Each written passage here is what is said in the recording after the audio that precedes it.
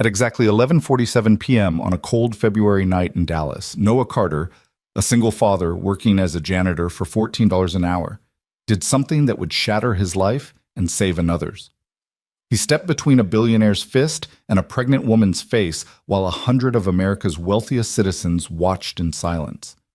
Within 72 hours, his name would be spoken in every household in America. His face would be plastered across every news channel, and powerful men in dark suits would want him destroyed. This is the true story of how one invisible man became impossible to ignore, and why courage, when it matters most, often comes from the most unexpected places. Before we begin, I want to invite you on this journey with me. If this story moves you, stay until the very end, because what happens in part 5 will restore your faith in humanity. And please, comment below with the city or country you're watching from. I want to see how far Noah's story travels across this world. Now, let's go back to where it all began, to that glittering night when everything changed. The Indigo House stood like a crystal fortress against the Dallas skyline, its 43 floors of glass and steel reflecting the city lights like a monument to wealth and power. On the 42nd floor, the grand ballroom had been transformed into something out of a fairy tale, or perhaps a fantasy, depending on how you looked at it. Crystal chandeliers the size of compact cars hung from the vaulted ceiling, each one containing exactly 1,047 individual crystals, according to the event coordinator who had reminded the staff at least a dozen times not to bump into them with cleaning equipment. The marble floors, imported from Carrara, Italy, at a cost of $847 per square foot, gleamed like mirrors reflecting the designer gowns and tailored tuxedos of Dallas's elite. This was the annual Indigo House Gala, the charity event of the season. Tickets started at $5,000 per plate. The champagne being poured by white-gloved waiters cost $800 per bottle. The ice sculptures slowly melting on the buffet tables had been carved by an artist flown in from Switzerland. And the cause? Domestic violence awareness. The irony would become apparent soon enough. Noah Carter had been mopping these floors for 3 years, 2 months, and 16 days. Not that he was counting. Well, maybe he was counting. When you worked the night shift as a janitor at one of Dallas's most exclusive venues, you counted a lot of things. Steps taken, floors mopped, hours until you could go home to your son, dollars earned, dollars needed. The gap between the two that never seemed to close no matter how hard you worked. At 34 years old, Noah looked older than his years. Grief and exhaustion had etched fine lines around his eyes, and his shoulders carried a permanent tension that came from being both mother and father to a 7-year-old boy. His hands, calloused and rough, told the story of a man who had worked hard his entire life. Construction in his 20s, factory work after that, and now this, the third job he'd held since his wife Sarah had died 2 years ago. Tonight, he wore the same thing he wore every shift: dark gray work pants, a navy blue polo shirt with Indigo House Maintenance embroidered over the pocket, and steel-toed boots that had seen better days.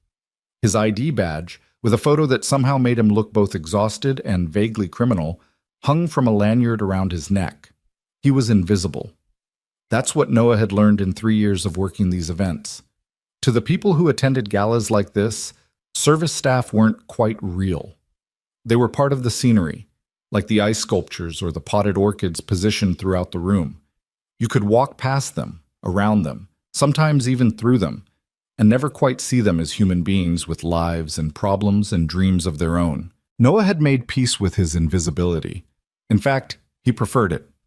Being invisible meant being left alone, and being left alone meant he could do his job, collect his paycheck, and get home to Caleb before the sitter charged overtime.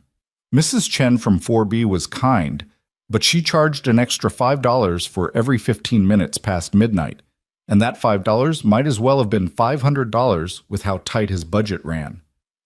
"Excuse me," a woman in a silver gown brushed past him, her elbow catching his shoulder hard enough to slosh the contents of his mop bucket. She didn't apologize, didn't even glance back. Noah steadied the bucket and continued mopping, working his way along the perimeter of the ballroom where the marble met the carpet. He had a system, a pattern he followed at every event. Start at the service entrance, work counterclockwise around the room, stay in the shadows, avoid the guests, finish the job, go home. Simple, efficient, invisible.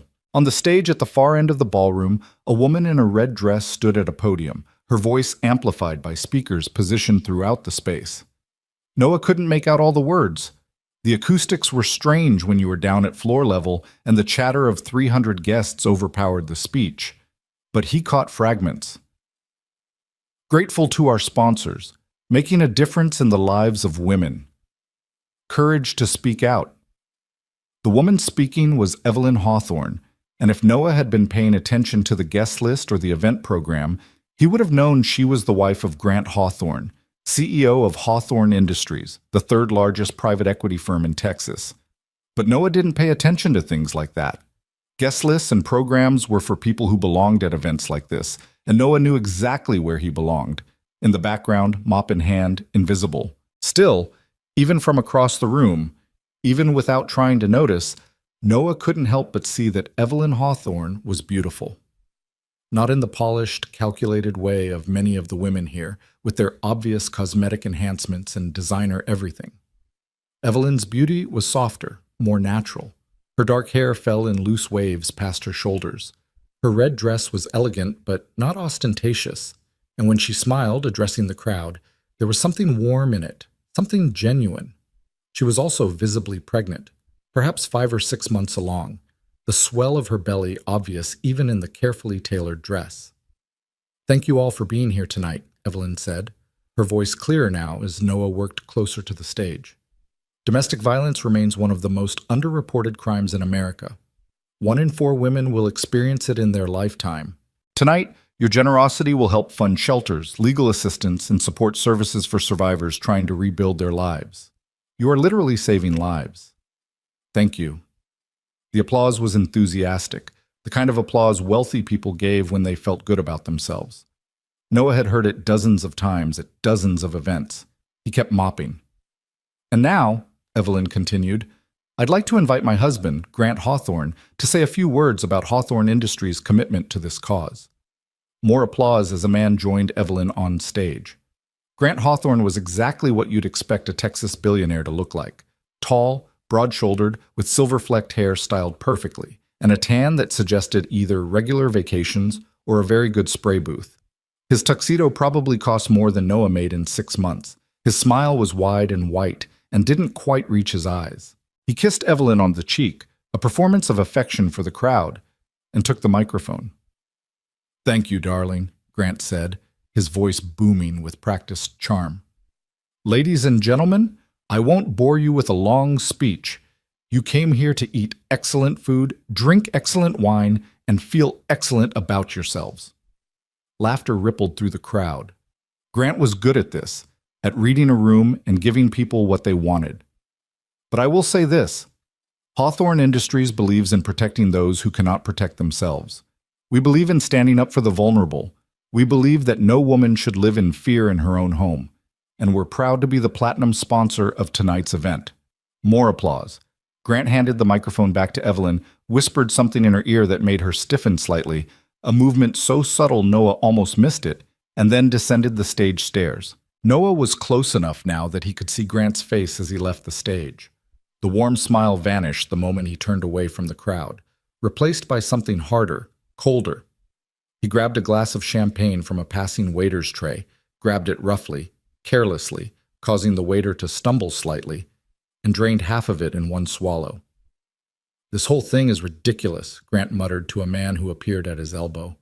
The other man was shorter, rounder, with the look of an attorney or a financial advisor, someone whose job was to hover near powerful men and agree with everything they said. "Yes, sir, but the optics are important," the other man said quietly, "especially with the merger talks heating up.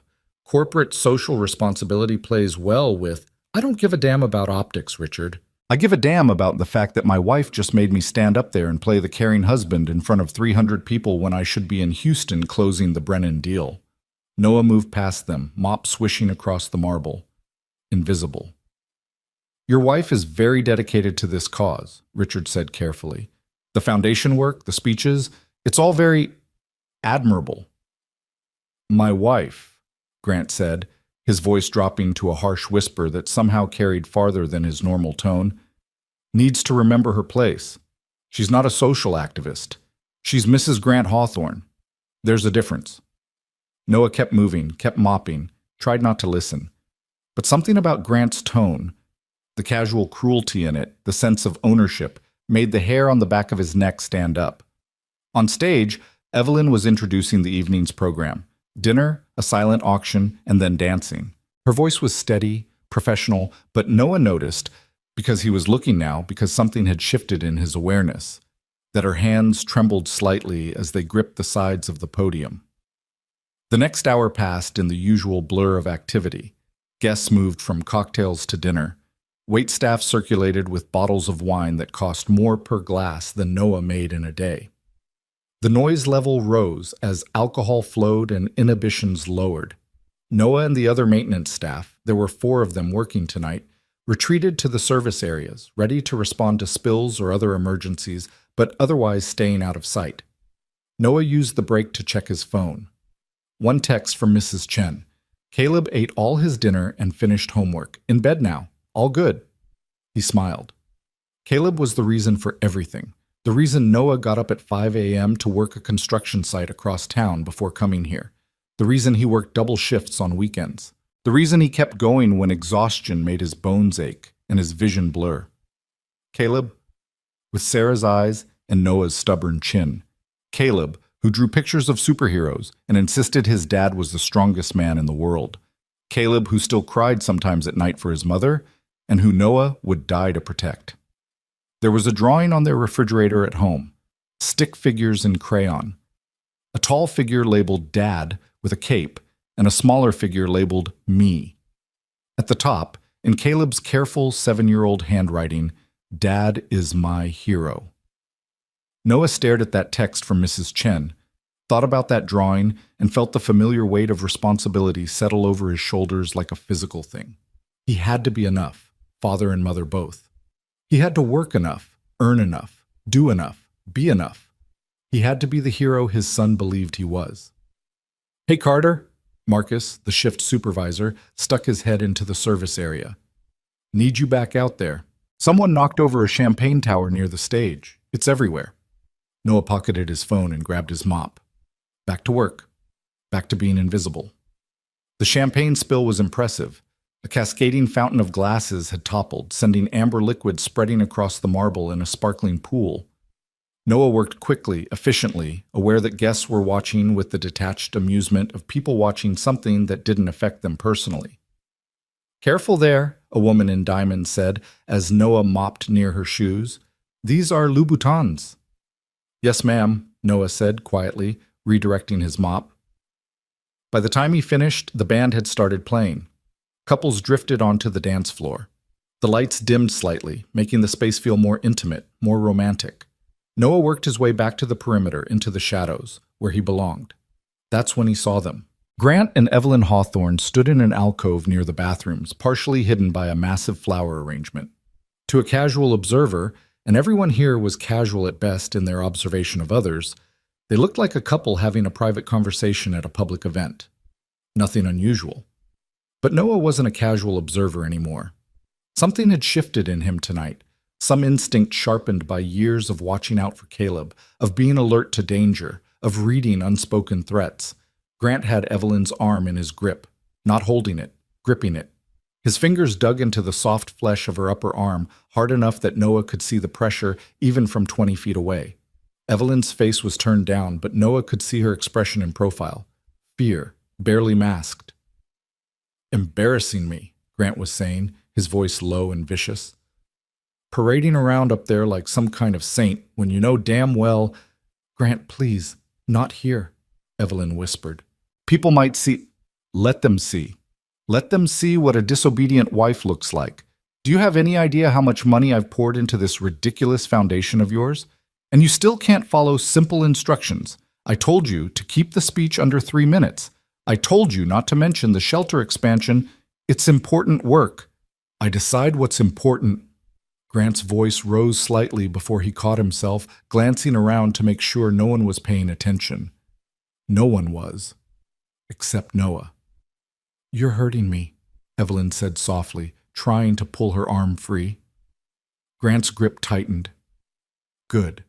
Maybe it'll help you remember who you belong to. Noah's hands tightened on the mop handle. His heart hammered in his chest. This wasn't his business. These weren't his people. He was a janitor, invisible, meant to observe but never intervene in the private affairs of the wealthy. But he kept thinking about that speech Evelyn had given, about domestic violence, about protecting those who couldn't protect themselves, about courage. He thought about Sarah, about the last time he'd held her hand in the hospital, about the promise he'd made that he'd teach their son to be a good man, a brave man, the kind of man who stood up when it mattered.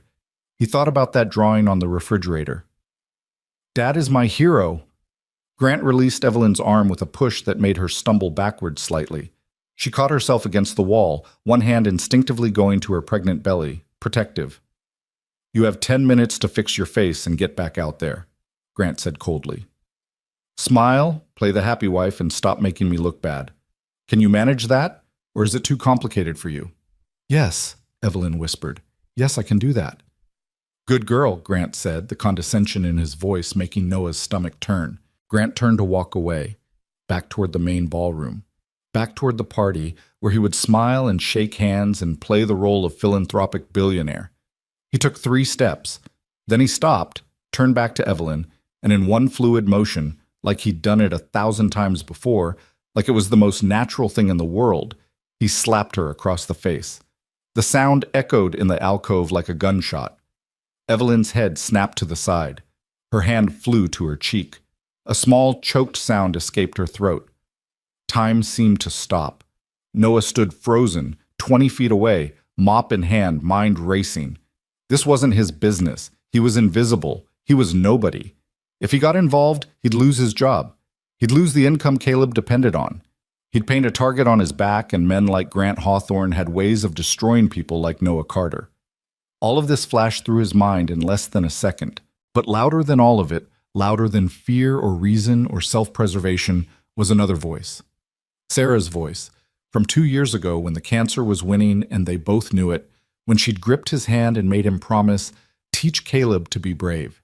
Teach him that doing the right thing matters more than doing the easy thing. And Caleb's voice from just yesterday morning, when Noah had broken up a fight between Caleb and another boy at the bus stop. Dad, why didn't you let me hit him back? He was being mean. And Noah's response, because we don't hit people, buddy, even when we're angry, even when they deserve it. We're bigger than that. Grant raised his hand again. Noah moved. He didn't think about it, didn't plan it. His body acted before his brain could catch up, propelled by something deeper than thought, instinct, morality, the accumulated weight of every moment he'd tried to be the man his son believed he was. Sir, Noah said, his voice somehow steady despite the terror flooding his system. Sir, please stop. Grant froze, his hand still raised. Evelyn's eyes, wide with shock and fear, locked onto Noah's face. For a moment, the 3 of them stood in a frozen tableau. The billionaire, the pregnant woman, the janitor. Then Grant turned, slowly, deliberately, to face Noah. His expression went through several transformations in quick succession, surprise, confusion, and then something darker, contempt. Excuse me? Grant said softly, dangerously. Noah's mouth was dry. His heart hammered against his ribs like it was trying to escape. Every survival instinct he possessed screamed at him to back away, apologize, retreat into invisibility. But he thought about Evelyn's hand protectively cradling her pregnant belly. He thought about the red mark blooming on her cheek. He thought about what kind of man hits a pregnant woman. He thought about what kind of man does nothing while watching it happen. Sir, Noah said again, his voice quieter now, but no less firm. She's pregnant. Please, just stop. Grant stared at him for a long moment. Then, incredibly, he laughed. It was a cold sound, utterly devoid of humor. Do you have any idea who I am? Grant asked. Yes, sir. Do you have any idea who you are? Noah glanced down at his uniform, his work boots, his calloused hands gripping the mop. Yes, sir. Then explain to me, Grant said, taking a step toward Noah. Why a janitor, a nobody, a man whose entire yearly salary I spend on watches, Thinks he has any right to speak to me about anything, let alone about my wife. Because it's wrong, Noah said simply. The word hung in the air between them. Wrong. Such a simple word, such a complete and total condemnation. Grant's face flushed red. You don't get to decide what's wrong, you sanctimonious piece of— Grant, please, Evelyn said softly from behind him. Let's just go. It's fine, I'm fine. But Grant wasn't listening to her anymore. His full attention was focused on Noah, and Noah recognized the look in his eyes.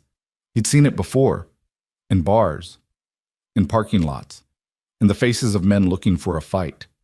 This was about more than the intervention now. This was about power, about dominance, about a wealthy man being challenged by someone he considered beneath him. Do you think anyone will believe you? Grant said, his voice dropping to a whisper that somehow felt more threatening than a shout. A janitor with a dead wife and a kid he can barely feed? Do you think your word means anything against mine? The mention of Sarah, of Caleb, made Noah's hands clench on the mop handle, but he forced his voice to stay level. This isn't about me, sir. It's about her. Her? Grant glanced back at Evelyn dismissively. She's my wife, my property, my business, not yours. She's a person, Noah said, and you hit her. Prove it, Grant said, smiling now, confident. Go ahead, tell someone. File a report. See what happens. See how fast you're not just fired, but blacklisted from every job in this city. See how fast Child Services starts sniffing around, wondering if a single father working 3 jobs can really take care of his son properly. The threat was clear, calculated, and devastatingly effective. Grant had done this before, Noah realized. Not just the hitting, the covering up, the threatening, the silencing. Noah's hand moved to his pocket. What are you doing? Grant demanded. Noah pulled out his phone. His hand was shaking so badly he almost dropped it, but he managed to hold it up, camera facing Grant. Maybe you're right, Noah said, his voice barely above a whisper. Maybe no one will believe a janitor, but they might believe a video. For the first time, uncertainty flickered across Grant's face. You didn't— I didn't, Noah admitted. But I will. If you touch her again, if you threaten her again, I will. And I'll send it everywhere. Every news station, every social media platform, everyone will see. It was a bluff. Noah hadn't recorded anything, but the threat of exposure, the possibility of witnesses, of evidence, that was sometimes enough. Grant stared at him, calculating. The silence stretched out for what felt like hours, but was probably only seconds. Then Grant smiled again, and it was the most chilling thing Noah had seen all night. You know what? Grant said conversationally. You're right. I shouldn't have hit my wife. That was wrong of me. He turned to Evelyn. Honey, I apologize. The stress of the merger, the drinks, that's no excuse. I'm sorry. Evelyn nodded mutely, her hand still pressed to her cheek. Grant turned back to Noah. And you, my friend, you're a brave man, standing up for what's right. I respect that. I really do. He extended his hand for a handshake. Noah didn't take it. Grant's smile widened. Smart. Don't trust me. That's wise. He lowered his hand and stepped closer to Noah, close enough that only Noah could hear his next words. But here's what's going to happen. You're going to take your little mop and your big hero complex, and you're going to disappear back into whatever hole you crawled out of. Because if you don't, if you breathe a word of this to anyone, if you so much as look at my wife again, I will destroy you. Not just your job, your life, your son's life. I will take everything from you and make you watch. Do we understand each other? Noah met his eyes. Yes, sir. I understand you perfectly. Grant studied him for another moment, then nodded. Good talk. He turned to Evelyn, offered her his arm like a gentleman. Come on, darling. Let's get back to the party. We have appearances to maintain. Evelyn took his arm because what choice did she have? As they walked past Noah, she glanced at him, just for a second, just one quick look, and mouthed 2 words. Thank you. Then they were gone, swallowed back into the glittering crowd of the ballroom, into the music and the laughter and the champagne, into the performance of a happy marriage. Noah stood alone in the alcove, mop in hand, phone in pocket, shaking from head to toe. What had he done? What had he just done? He'd confronted a billionaire. He'd made an enemy of one of the most powerful men in Texas. He'd painted a target on his back and possibly on Caleb's too. For what? For a woman he didn't know? For a principle? For the abstract concept of doing the right thing?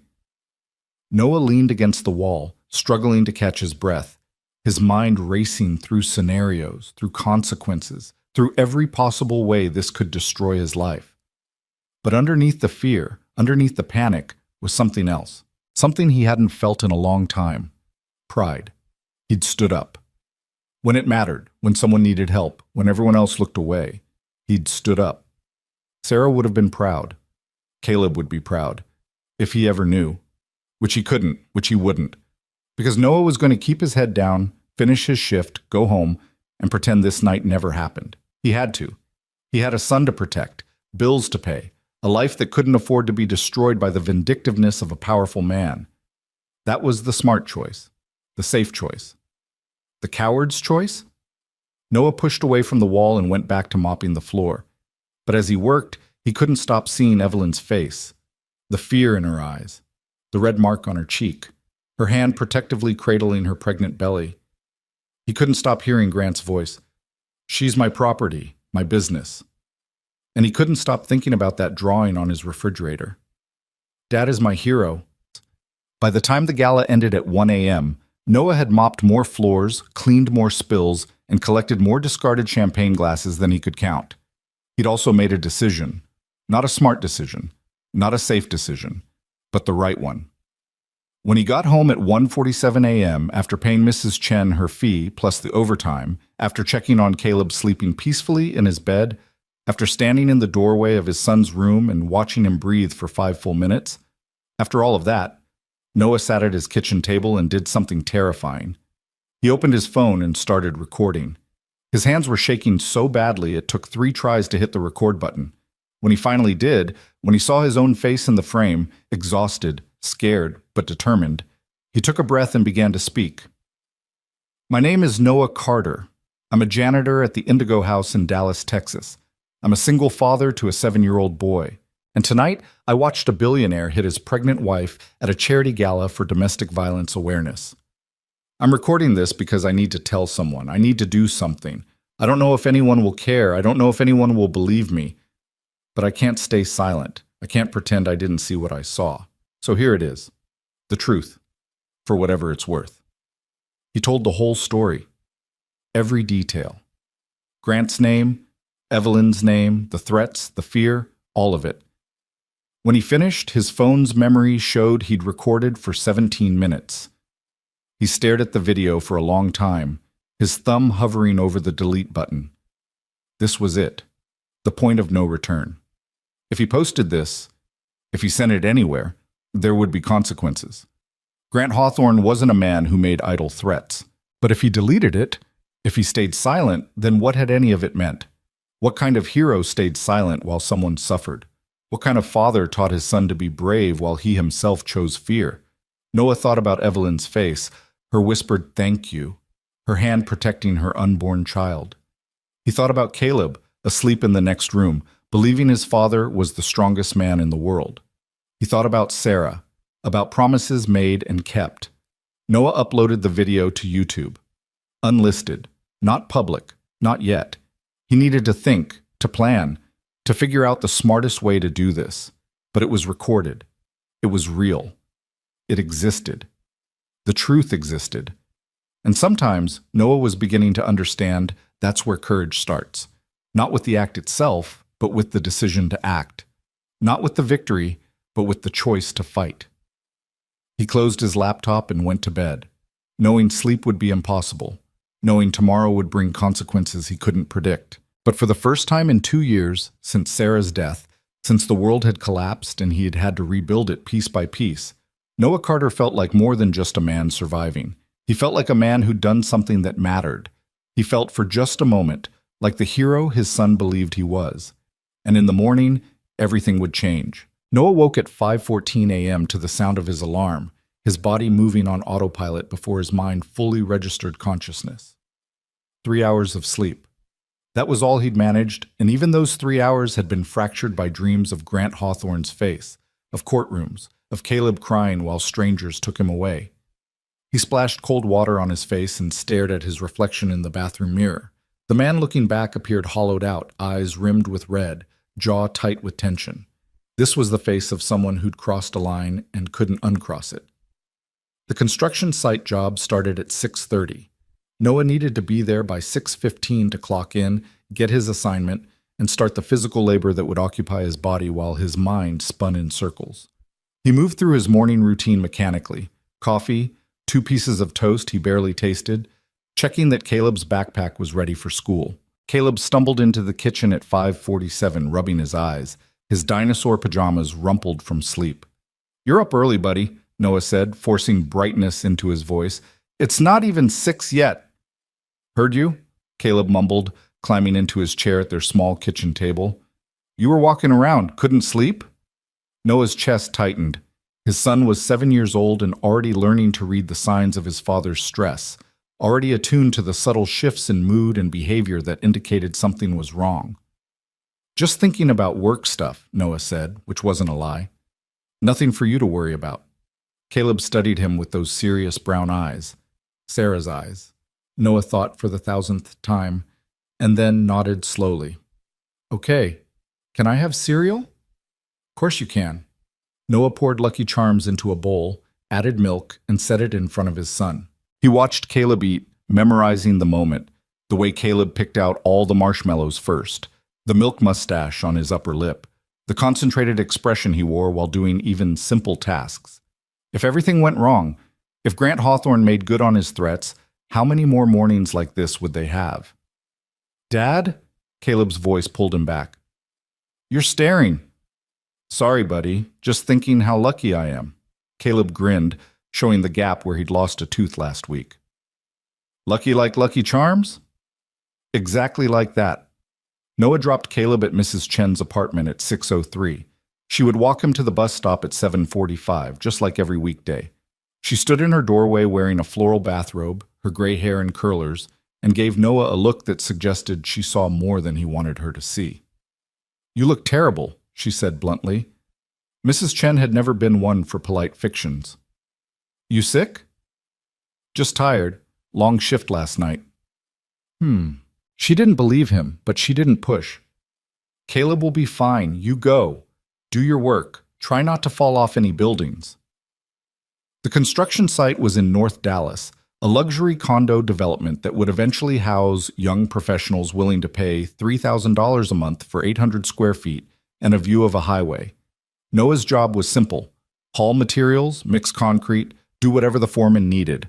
It paid $18 an hour, cash, no questions asked about whether he had other employment.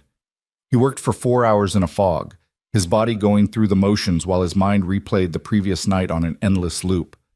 Grant's hand around Evelyn's arm, the sound of the slap, the cold calculation in Grant's eyes when he'd threatened Noah's son. "Carter!" The foreman, a barrel-chested man named Tommy Vasquez, shouted from across the site. "You planning to move those cinder blocks today or just stare at them?" Noah blinked, realizing he'd been standing motionless for who knew how long. "Sorry, boss. On it." He loaded cinder blocks onto a dolly and wheeled them to the 3rd floor, his muscles burning with the familiar ache of physical labor. This was good. This was what he needed. Work that occupied his body and exhausted him too much to think.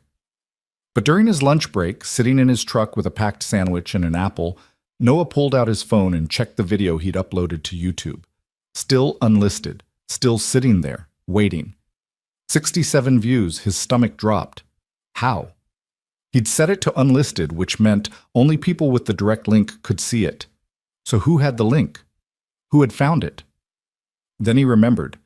When you uploaded to YouTube, even as unlisted, the platform's algorithm could still suggest it to people with similar viewing habits.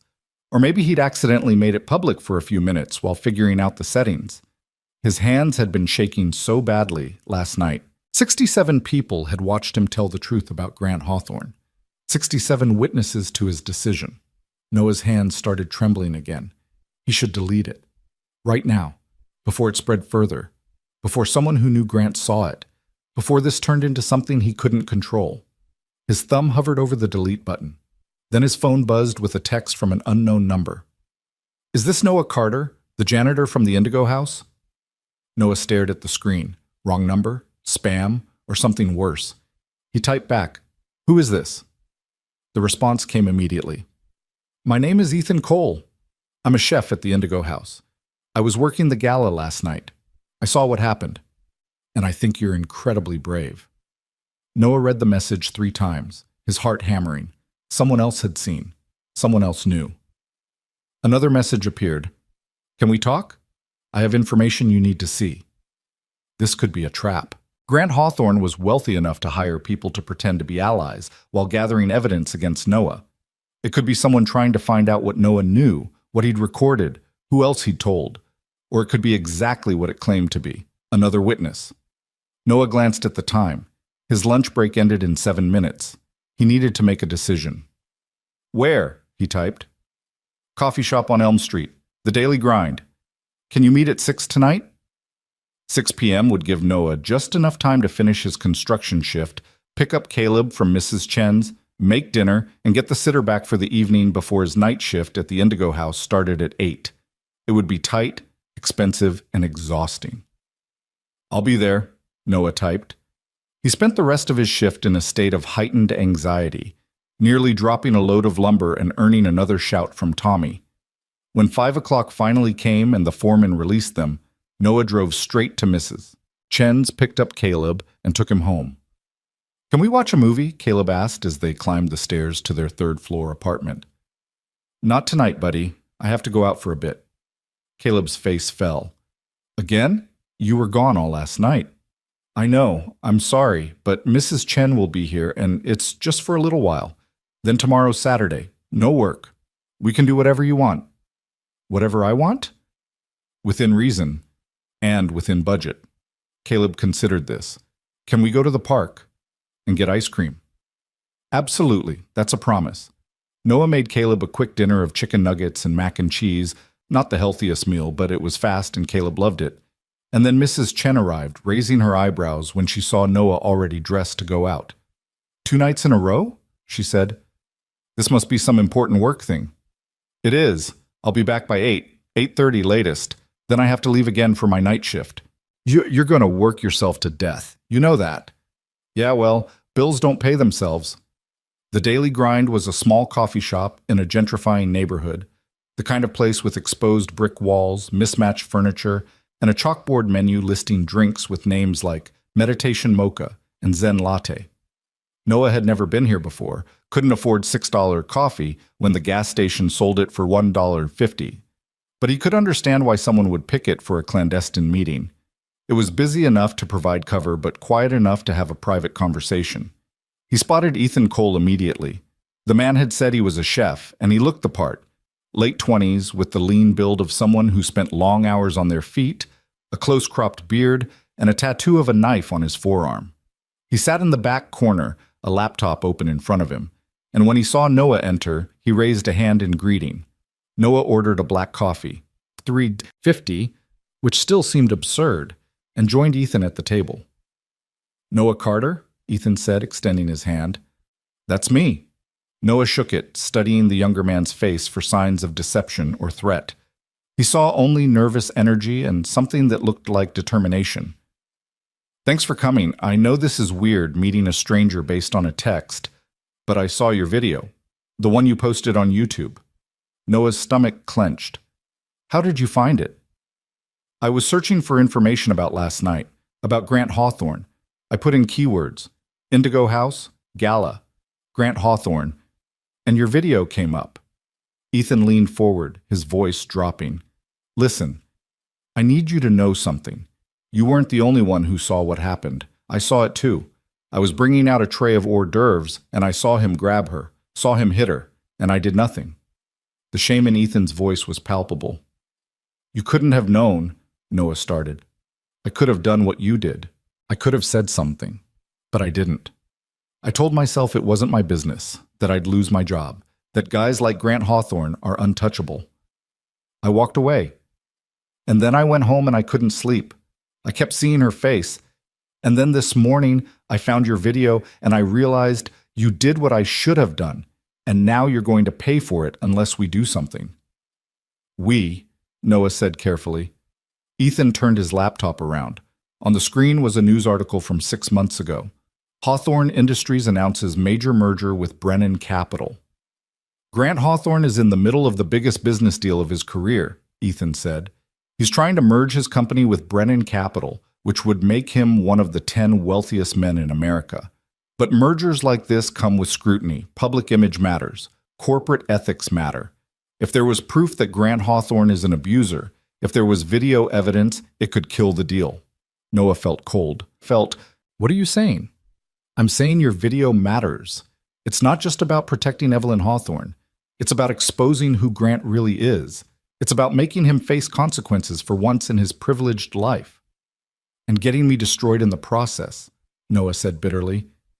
He threatened me last night, told me he'd take everything from me, my job, my son, everything. He threatened you because he's scared, Ethan countered. Men like Grant only threaten people when they're afraid, and he's afraid because you have power now. You have the truth. Noah shook his head. The truth doesn't matter when you're up against billions of dollars and an army of lawyers. Maybe. Or maybe it matters more than anything. Ethan pulled up another window on his laptop, a Twitter account with 47,000 followers. This is Harper Quinn. She's an investigative journalist. Used to work for the Dallas Times until she wrote an expose about police corruption and got fired for it. Now she's freelance, and she specializes in taking down powerful people who think they're above the law. I sent her your video this morning. You what? Noah's voice rose sharply, drawing glances from other patrons. He lowered it to a harsh whisper. You had no right. She wants to meet you. She thinks she can help. She thinks she can protect you. Nobody can protect me from Grant Hawthorne. Maybe not alone, Ethan admitted, but together? With evidence, with witnesses, with a journalist who knows how to work the system? Maybe we have a chance. Maybe Evelyn has a chance. Noah stared at the laptop screen, at Harper Quinn's profile picture. A woman in her mid-30s with sharp eyes and a sharper expression. Someone who looked like she'd seen the worst of humanity and decided to fight it anyway. I have a son, Noah said quietly. A 7-year-old boy who's already lost his mother. I can't risk losing him too. I can't risk him losing me. I understand that, but can you live with yourself if you do nothing? If Evelyn stays trapped in that marriage, if her baby grows up watching Grant abuse their mother, if the next time he hits her, he does more than leave a bruise, can you live with that? The question hung in the air between them. Noah thought about Caleb's drawing on the refrigerator. He thought about Sarah's last words to him. Teach him to be brave. He thought about Evelyn's whispered thank you. When does Harper Quinn want to meet? He asked. Relief flooded Ethan's face. Tomorrow morning, 10 a.m. Her apartment. I'll text you the address. Noah checked his watch. 7:42. He had 18 minutes to get to the Indigo House for his night shift. I have to go. One more thing, Ethan said as Noah stood. Your video is still unlisted, but Harper thinks we should make it public. As soon as possible. Before Grant's people find out about it and pressure YouTube to take it down. Before he has time to craft a counter-narrative. We need to get ahead of this. And put a target on my back. The target's already there, Ethan said gently. Grant knows you saw. He knows you know. Whether you go public or stay quiet, he's going to come after you. So the question is, do you want to face him alone and silent, or with allies and the truth on your side? Noah didn't answer. He walked out of the coffee shop into the cooling evening air, his mind spinning. The drive to the Indigo House took 12 minutes. He parked in the employee lot, clocked in through the service entrance, and found Marcus, the shift supervisor, waiting for him with an expression Noah couldn't read. Carter, Marcus said. Need to talk to you. Now. Noah's blood turned to ice. This was it. Grant had called ahead. Noah was fired. Or worse.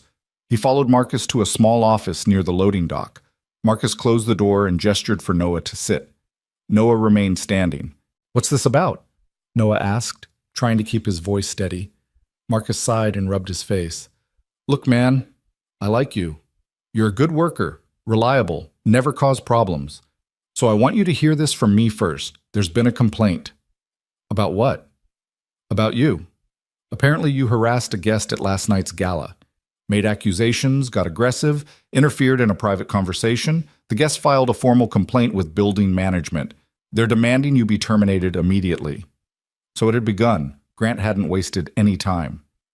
That's not what happened, Noah said carefully. I witnessed something concerning and I intervened. That's all. What did you witness? Noah hesitated. If he told Marcus the truth, he'd be putting Marcus in an impossible position. Believe a janitor or believe a billionaire. There was no good outcome. I saw a man hurting his wife, Noah said finally. She was pregnant. I asked him to stop. Marcus's expression shifted, surprise, then something that might have been respect, then resignation. Damn it, Carter. Damn it. You couldn't have just walked away? No, Noah said simply. I couldn't. The guest in question is Grant Hawthorne. Do you know who he is? Yes? Then you know how much power he has, how much money. He's on the building's board of directors, Noah. He basically owns this place. If he wants you gone, you're gone. There's nothing I can do. I understand. Marcus studied him for a long moment. Did you really see him hit his wife? Yes. And she was pregnant? About 5 or 6 months, looked like. Marcus swore under his breath. He pulled out his phone, typed something, then showed Noah the screen. It was an email from building management, time-stamped 3:47 p.m. Effective immediately, Noah Carter is terminated for gross misconduct and harassment of a guest. Security is to escort him from the premises if he attempts to enter. No severance, no recommendation letter. This decision is final. Noah read the words, feeling strangely detached. He'd known this was coming. He'd made his choice last night, and this was the consequence. I'm supposed to have security escort you out, Marcus said, but I'm going to give you 10 minutes to clear out your locker on your own. Get your stuff and go. And Noah? Whatever you're planning to do about this, be careful. Men like Hawthorne play dirty. I know. Thanks, Marcus. Noah went to the employee locker room and cleaned out his locker. It didn't take long. A change of clothes, a phone charger, a picture of Caleb he kept taped inside the door. 3 years of work, reduced to a plastic bag of belongings. On his way out, he passed the employee break room. Several people he'd worked with for years sat at tables, eating snacks, scrolling through phones. When they saw him with his bag, conversation stopped. You're leaving? Asked Maria, one of the night cleaning crew. Got fired. For what? Noah considered lying or dodging the question. But what was the point? For standing up to Grant Hawthorne. Maria's eyes widened. The Grant Hawthorne? The billionaire? That's the one. What did you do? The right thing. He walked out before anyone could ask more questions.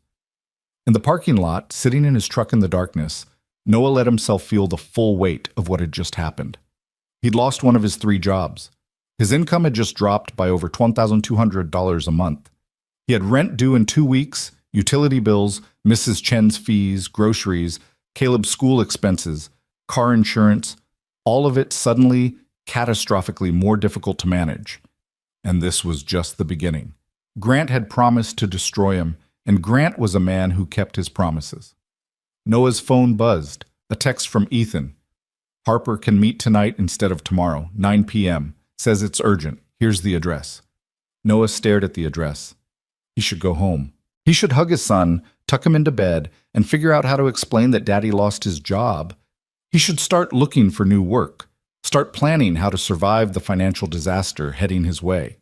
But he thought about Evelyn Hawthorne, trapped in a marriage with a man who saw her as property. He thought about the baby she carried, who would be born into a household where violence was normal. He thought about all the people Grant had probably hurt over the years, all the times he'd gotten away with it because no one dared challenge him. And he thought about Caleb's drawing. Dad is my hero. Noah started the truck and drove toward Harper Quinn's address. The apartment was in East Dallas, in a neighborhood that had seen better decades.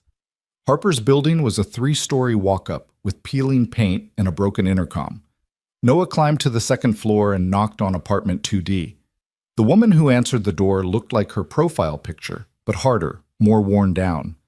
Harper Quinn had the appearance of someone who'd fought too many battles and won too few of them, but her eyes were sharp and alert, and when she looked at Noah, he felt like she was cataloging everything about him in seconds. Noah Carter, she said. Yes, ma'am. Come in. Ethan's already here. The apartment was small and cluttered with papers, books, and journalism awards in frames that looked like they'd been shoved into corners rather than displayed. A desk in the corner held 3 computer monitors, all showing different web pages and documents. Ethan sat on a worn couch, laptop balanced on his knees. Harper gestured for Noah to sit and handed him a beer without asking if he wanted one. You look like you need this. I got fired tonight, Noah said, taking the beer but not opening it, about 2 hours ago for filing a false complaint against Grant Hawthorne. It's not a false complaint, Harper said. I know that, but that's the official story. And now I'm unemployed, with a son to support, and a man with unlimited resources who wants me destroyed. So forgive me if I'm not feeling optimistic about whatever plan you've cooked up. Harper smiled, but it wasn't a warm smile. It was the smile of a predator who'd just spotted prey. Good. Skepticism means you're thinking clearly. Ethan showed me your video. It's powerful, raw, honest, but it's not enough. Not enough for what? To take down Grant Hawthorne, to protect Evelyn, to make sure this matters. Harper sat down across from Noah, leaning forward. Here's what I know about Grant. He's been investigated 3 times for financial fraud and twice for domestic incidents involving previous girlfriends.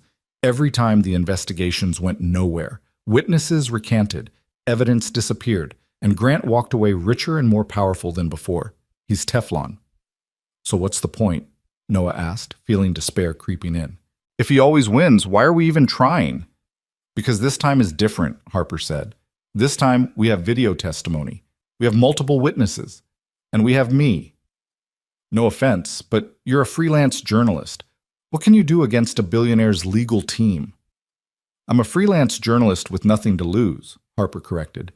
I've already been fired from the best job I'll ever have. I've already been blacklisted by the major papers. I've already had my reputation destroyed, which means I can go places and ask questions that other journalists can't. I can take risks, and I have contacts, people who've been waiting for years to see someone take a shot at Grant Hawthorne. Ethan spoke up. Harper thinks if we can get Evelyn to go on record, if we can document the abuse properly, we can build a case that's too big for Grant to bury. Evelyn won't go on record, Noah said. She's terrified of him. Probably, Harper agreed. But that's where you come in. You've already established yourself as someone willing to help her, someone she might trust. You want me to convince her to testify? I want you to give her the option, and I want to document everything, every conversation, every piece of evidence, every moment. I want to build a story so airtight that even Grant's lawyers can't kill it. Noah finally opened the beer and took a long drink. You realize this could put her in more danger. If Grant finds out she's talking to us, if he thinks she's going to expose him, that's a risk, Harper admitted. But what's the alternative? She stays with him? He continues to abuse her? Their child grows up in that environment? At some point, staying silent becomes more dangerous than speaking up. Easy for you to say. It's not your life on the line. You're right, Harper said. It's yours. And Evelyn's, and her babies. And I'm asking you to risk everything because I believe it's worth it. Because I believe we can win. Because I'm tired of watching powerful men get away with hurting people. The 3 of them sat in silence for a moment. On one of Harper's monitors, Noah could see his own face from the video he'd recorded, tired, scared, but speaking truth. If we do this, Noah said slowly, if we really go after Grant Hawthorne, we need to be smart about it. We need a plan, and we need protection. Agreed, Harper said, which is why step 1 is making your video public, tonight, right now, before Grant has time to suppress it. Won't that just provoke him? He's already provoked. You think he's going to leave you alone if you stay quiet? You've already challenged him. You've already made yourself a threat. The only question is whether you face him with the public on your side or with nobody watching. Noah thought about this. She was right. Grant had already destroyed one of Noah's income streams. There was no going back to being invisible, no way to undo what he'd witnessed or what he'd said. Okay, Noah said. Make it public. Harper turned to her computer, fingers flying across the keyboard. Give me your YouTube login. Noah did. Within minutes, Harper had changed the video from unlisted to public, added tags, written a description, and shared it to multiple social media platforms. Now we wait, she said. If this goes viral, if enough people see it, Grant won't be able to make it disappear. The court of public opinion is the one place where billionaires don't always win. And if it doesn't go viral? Harper shrugged. Then we try something else. But I have a feeling about this one. People are tired of watching the wealthy abuse their power. They're ready for a story about someone fighting back. You might be surprised how many people are on your side. Noah left Harper's apartment at 10:37 p.m. with a promise to check in the next morning and a growing sense that his life had just changed in ways he couldn't predict or control. The video was public now. The truth was out there. For better or worse, there was no taking it back. When he got home, Mrs. Chen was waiting with a concerned expression. "Everything okay? You're later than you said." "Everything's fine, just took longer than expected." "Caleb's asleep. He asked for you twice. I told him you'd check on him when you got home." Noah paid Mrs. Chen, thanked her, and waited until she left before collapsing onto his couch. He pulled out his phone to check on the video. 347 views. He refreshed the page. 412 views. His heart started racing. He refreshed again. 603 views. It was happening. People were watching. People were sharing. The truth was spreading faster than he'd imagined possible. Noah checked the comment section, which Harper had enabled. His breath caught as he read, "This is so brave. Thank you for standing up. Grant Hawthorne needs to be held accountable. I believe you. Keep speaking truth. Single dad working 3 jobs and still finds the courage to help someone. You're a real hero." But there were other comments too. "This is fake. Nice try for attention. Why should we believe a janitor over a successful businessman? You're just trying to get money out of him. Pathetic." The negative comments stung, but they were drowned out by support. Hundreds of people, strangers from all over the country, were rallying behind him. Noah went to Caleb's room and stood in the doorway, watching his son sleep. Caleb's face was peaceful, innocent, unaware that his father had just set in motion events that could destroy their life or transform it. "I'm trying to be the man you think I am," Noah whispered to his sleeping son. "I hope that's enough." He was about to leave when Caleb stirred, his eyes opening slightly. "Dad?" he mumbled, still half asleep. "I'm here, buddy. Go back to sleep." "You okay?" The question almost broke Noah. His 7-year-old son, barely awake, was worried about him. "Yeah," Noah said, his voice thick. "I'm okay, and tomorrow we're going to the park, remember? You and me. Ice cream after." "Promise?" "Promise." Caleb smiled and closed his eyes, drifting back to sleep immediately. Noah went to his own room but didn't sleep. He lay in bed refreshing the video views, watching the numbers climb. 1,000, 2,000, 5,000. Watching his decision to speak truth spread across the internet like wildfire. Somewhere in the city, Grant Hawthorne was probably sleeping peacefully in a mansion, surrounded by luxury, believing he was untouchable. Somewhere else, Evelyn Hawthorne was probably lying awake, one hand on her pregnant belly, wondering if anyone really cared what happened to her. And here, in a cramped apartment in East Dallas, a janitor who'd lost one job and was about to lose more was discovering that sometimes the smallest voices, when amplified by truth and courage, could be heard over all the money and power in the world. By morning, Noah's video had 47,000 views, and Grant Hawthorne's perfect life was about to shatter. Noah woke to the sound of his phone vibrating so violently it fell off the nightstand and clattered onto the floor. For a moment, still caught in the fog of sleep, he thought it was his alarm. Then he remembered. It was Saturday. No construction work, no alarm set, just the promised day with Caleb at the park. He grabbed the phone and squinted at the screen. 6:23 a.m., 17 missed calls, 43 text messages, and notifications from social media platforms he barely used kept flooding his lock screen faster than he could process them. His heart lurched into his throat. The video. Noah sat up, suddenly fully awake, and opened YouTube. The numbers made his vision swim. The video he'd recorded at his kitchen table just over 24 hours ago now had 847,000 views. 847,000 people had watched him, a nobody janitor from Dallas, tell the truth about a billionaire. The comments section had exploded into thousands of responses. Noah scrolled through them, his hands shaking. This is trending on Twitter. Hashtag Justice for Evelyn is everywhere. CNN just picked this up. You're about to be famous. Grant Hawthorne's PR team is working overtime trying to scrub this. Don't let them silence you. My sister was in an abusive marriage. Thank you for being brave enough to help someone. You're a true hero. But mixed in with the support were darker messages. You're a liar trying to destroy a good man for money. Hope you have a good lawyer because you're about to get sued into oblivion. I know where you live. You're going to regret this. That last one made Noah's blood run cold. He checked the username, anonymous, created yesterday. Probably nothing. Probably just an internet troll. But the threat felt real enough to make him get up and check that the front door was locked, that the windows were secure, that Caleb was still safe in his bed. His phone buzzed again. Harper Quinn calling. Hello? Noah answered, his voice rough with sleep and anxiety. Have you seen the numbers? Harper didn't bother with pleasantries. Her voice was electric with energy. Noah, you're viral. Like actually viral. Twitter, Facebook, Instagram, it's everywhere. Local news stations have been calling me all morning asking if I can connect them with you. National outlets are interested. This is big. People are threatening me, Noah said, still staring at that anonymous message. Someone said they know where I live. Harper's tone shifted, became more serious. That's going to happen. When you challenge powerful people publicly, their supporters come out of the woodwork. Some of it's real. Most of it's just noise designed to scare you. But Noah, listen to me. This is working. The story's out there. Grant can't bury it now. Too many people are watching. What do I do? First, don't respond to any media requests without talking to me first.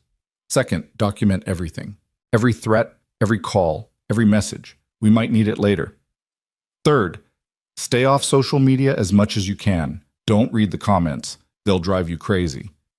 Too late for that. And Noah? Be prepared. Grant's going to respond. He has to. His reputation is being shredded in real time. He'll either issue a statement denying everything, or his lawyers will go on the attack. Either way, things are about to get much worse before they get better. After Harper hung up, Noah sat on the edge of his bed, trying to process what was happening. 24 hours ago, he'd been invisible. Now nearly 1 million people knew his name, his face, his story. The anonymity that had protected him his entire adult life was gone, burned away by the harsh light of viral fame. He heard movement from Caleb's room, the soft pad of small feet, the creak of a door opening. Dad? Caleb appeared in the doorway, still in his dinosaur pajamas, rubbing his eyes. Why are you awake so early? It's Saturday. Noah forced a smile, shoved his phone into his pocket, and tried to sound normal. Couldn't sleep. Excited about our park day, I guess. Caleb's face lit up. Can we go now? How about we have breakfast first? Pancakes? With chocolate chips? Is there any other kind? They made pancakes together, Caleb standing on a chair to help pour the batter onto the griddle, and for a brief moment, Noah could pretend everything was normal. This was just another Saturday morning with his son. Just another weekend stretching ahead with its small joys and simple routines. But his phone kept buzzing in his pocket, and he kept thinking about those numbers, 847,000 views and climbing, and what they meant. While Caleb ate his pancakes, drowning them in syrup, Noah checked his phone again. The video was now over 1 million views, and there was a new text from Ethan. Turn on channel 8, now. Noah grabbed the TV remote and switched to the local news. A blonde anchor with perfect hair and a serious expression was mid-sentence. Social media firestorm surrounding Dallas billionaire Grant Hawthorne. The video, posted by a former Indigo House employee, alleges that Hawthorne physically assaulted his pregnant wife at a charity gala Thursday night. The footage has been viewed more than 1 million times and has sparked widespread debate about domestic violence and accountability for the wealthy. Hawthorne Industries released a statement early this morning, which we'll read for you now. Noah's stomach dropped. Here it came. The anchor looked down at a paper in her hands. Grant Hawthorne categorically denies these baseless allegations. The individual making these claims was terminated for erratic behavior and harassment of guests. This appears to be a malicious attempt at extortion by a disgruntled former employee seeking financial gain. Mr. Hawthorne and his wife, Evelyn, are happily married and expecting their first child. They request privacy during this difficult time as they deal with these false accusations. The anchor continued. We reached out to Noah Carter, the man who posted the video, but have not received a response. Legal experts say Carter could face serious consequences, including defamation lawsuits, if his allegations prove false. We'll continue to follow this developing story throughout the day. Dad, who's that man they're talking about? Caleb asked through a mouthful of pancake. Noah switched off the TV. Nobody important, buddy. Finish your breakfast. But Caleb was staring at him now with those two perceptive eyes. They said the name Noah Carter. That's your name. Noah's mind raced. How much to tell him? How much could a 7-year-old understand? Yeah, that's my name. It's about some stuff that happened at work. Nothing for you to worry about. Are you in trouble? The question was so direct, so worried, that Noah set down his own fork and gave Caleb his full attention. No, buddy, I'm not in trouble. I helped someone who needed help, and now some people are upset about it. But I did the right thing. You understand? Caleb nodded slowly. Like when I stood up for Marcus at school when those bigger kids were being mean. Exactly like that. Sometimes doing the right thing makes other people angry, but we do it anyway because that's what heroes do.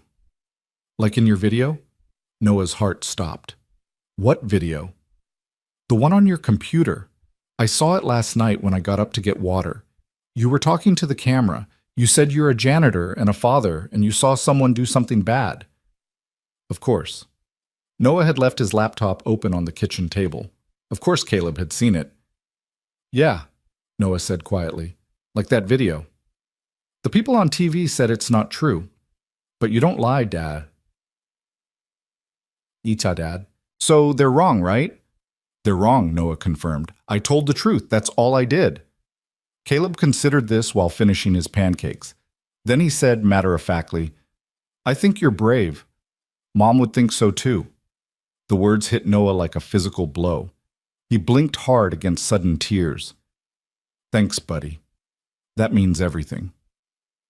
They went to the park as promised, and for a few hours Noah tried to forget about viral videos and billionaire threats and million-dollar lawsuits. He pushed Caleb on the swings, caught him at the bottom of the slide, helped him across the monkey bars. They got ice cream from a truck, chocolate for Caleb, vanilla for Noah, and sat on a bench watching other families enjoy their weekend. Normal. This was normal. This was what mattered. But Noah couldn't completely ignore the stares. A few people seemed to recognize him, whispering to each other and glancing his way. One woman approached with her phone out. Excuse me, are you Noah Carter? The man from the video? Noah's instinct was to deny it, to protect his privacy and Caleb's. But lying seemed wrong after everything he'd done. Yes, ma'am. I just wanted to say thank you. My daughter was in an abusive relationship for 3 years. She finally left him last month. When I showed her your video this morning, she cried. She said it made her feel less alone. So thank you for being brave enough to speak up. The woman walked away before Noah could respond. He sat there, ice cream melting in his hand, trying to process what had just happened. Dad? Caleb tugged his sleeve. Why did that lady thank you? Because sometimes when you help one person, it helps lots of people, Noah said, even people you don't know. They stayed at the park until early afternoon, until Caleb was tired and sun-worn and happy. On the drive home, Caleb fell asleep in the back seat, and Noah let himself feel the full weight of exhaustion that had been building since Thursday night. Back at the apartment, Noah carried Caleb inside and laid him on the couch with a blanket. Then he finally allowed himself to fully engage with what was happening online. The video now had 1.8 million views. The hashtag #JusticeForEvelyn was trending on Twitter. News articles were multiplying, local papers, national outlets, entertainment sites, everyone covering the story from different angles. Most troubling were the think pieces already emerging. Why we should believe Noah Carter. The problem with viral allegations. Grant Hawthorne and the culture of wealthy impunity. Everyone had an opinion about what had happened, about who was telling the truth, about what should happen next. Noah's phone rang. Unknown number. He almost didn't answer, but something made him pick up. Noah Carter? A woman's voice, professional but warm. Yes? My name is Grace Patterson. I'm an attorney specializing in domestic violence cases. I've been watching your video spread, and I'd like to help. Pro bono. Noah's throat tightened. I can't afford. Pro bono means free, no charge. I'm offering my services because I believe you did something important, and I believe you're about to need legal representation. Grant Hawthorne's statement this morning mentioned extortion and defamation. Those are serious accusations. If he follows through with a lawsuit, you need someone in your corner who knows how to fight. Why would you help me for free? Grace's voice softened. Because 20 years ago, I was Evelyn Hawthorne. Different name, different man, same story. Someone helped me get out. I've spent my career trying to pay that forward. So when I saw your video, when I saw what you did, I knew I had to reach out. They talked for 30 minutes. Grace explained the legal landscape, the potential consequences, the importance of documentation. She asked for details about Thursday night, about his termination, about any communication he'd had with Grant or his representatives. By the end of the call, Noah felt simultaneously more informed and more terrified. One more thing, Grace said before hanging up. I have contacts at Presbyterian Hospital. That's where most of the wealthy families in Dallas go for private care. If Evelyn Hawthorne is pregnant, that's probably where she's receiving treatment. I might be able to find out if she's been treated for injuries recently. Is that legal? It's complicated, but if we can establish a pattern of abuse, if we can show this wasn't an isolated incident, it strengthens your credibility. And more importantly, it might give us leverage to help Evelyn get out. She hasn't reached out, Noah said. For all I know, she's standing by Grant's story. Maybe she's denying everything. Or maybe she's terrified and trapped and doesn't know who to trust, Grace countered. Let me do some digging. I'll call you tomorrow. After Grace hung up, Noah sat in his quiet apartment listening to Caleb breathe in his sleep. The enormity of what he'd started was becoming clearer. This wasn't just about one video or one moment of courage. This was about dismantling the protective walls around a powerful man. This was about forcing the world to see something it preferred to ignore. And it was dangerous. His phone buzzed again. Harper this time, her text urgent. Call me, now, important. Noah stepped into his bedroom and called her back. What is it? Evelyn Hawthorne is in the hospital, Harper said without preamble. Presbyterian, just like Grace thought. She was admitted this morning. What happened? That's the thing. The official story is she fell downstairs, but Noah, I have a source in the ER who says the injuries don't match a fall. Bruising patterns, defensive wounds on her arms. My source thinks someone hurt her. Noah felt sick. Grant. Probably. The video went viral last night. By this morning, millions of people were talking about Grant Hawthorne being an abuser. And then suddenly his pregnant wife is in the hospital with suspicious injuries.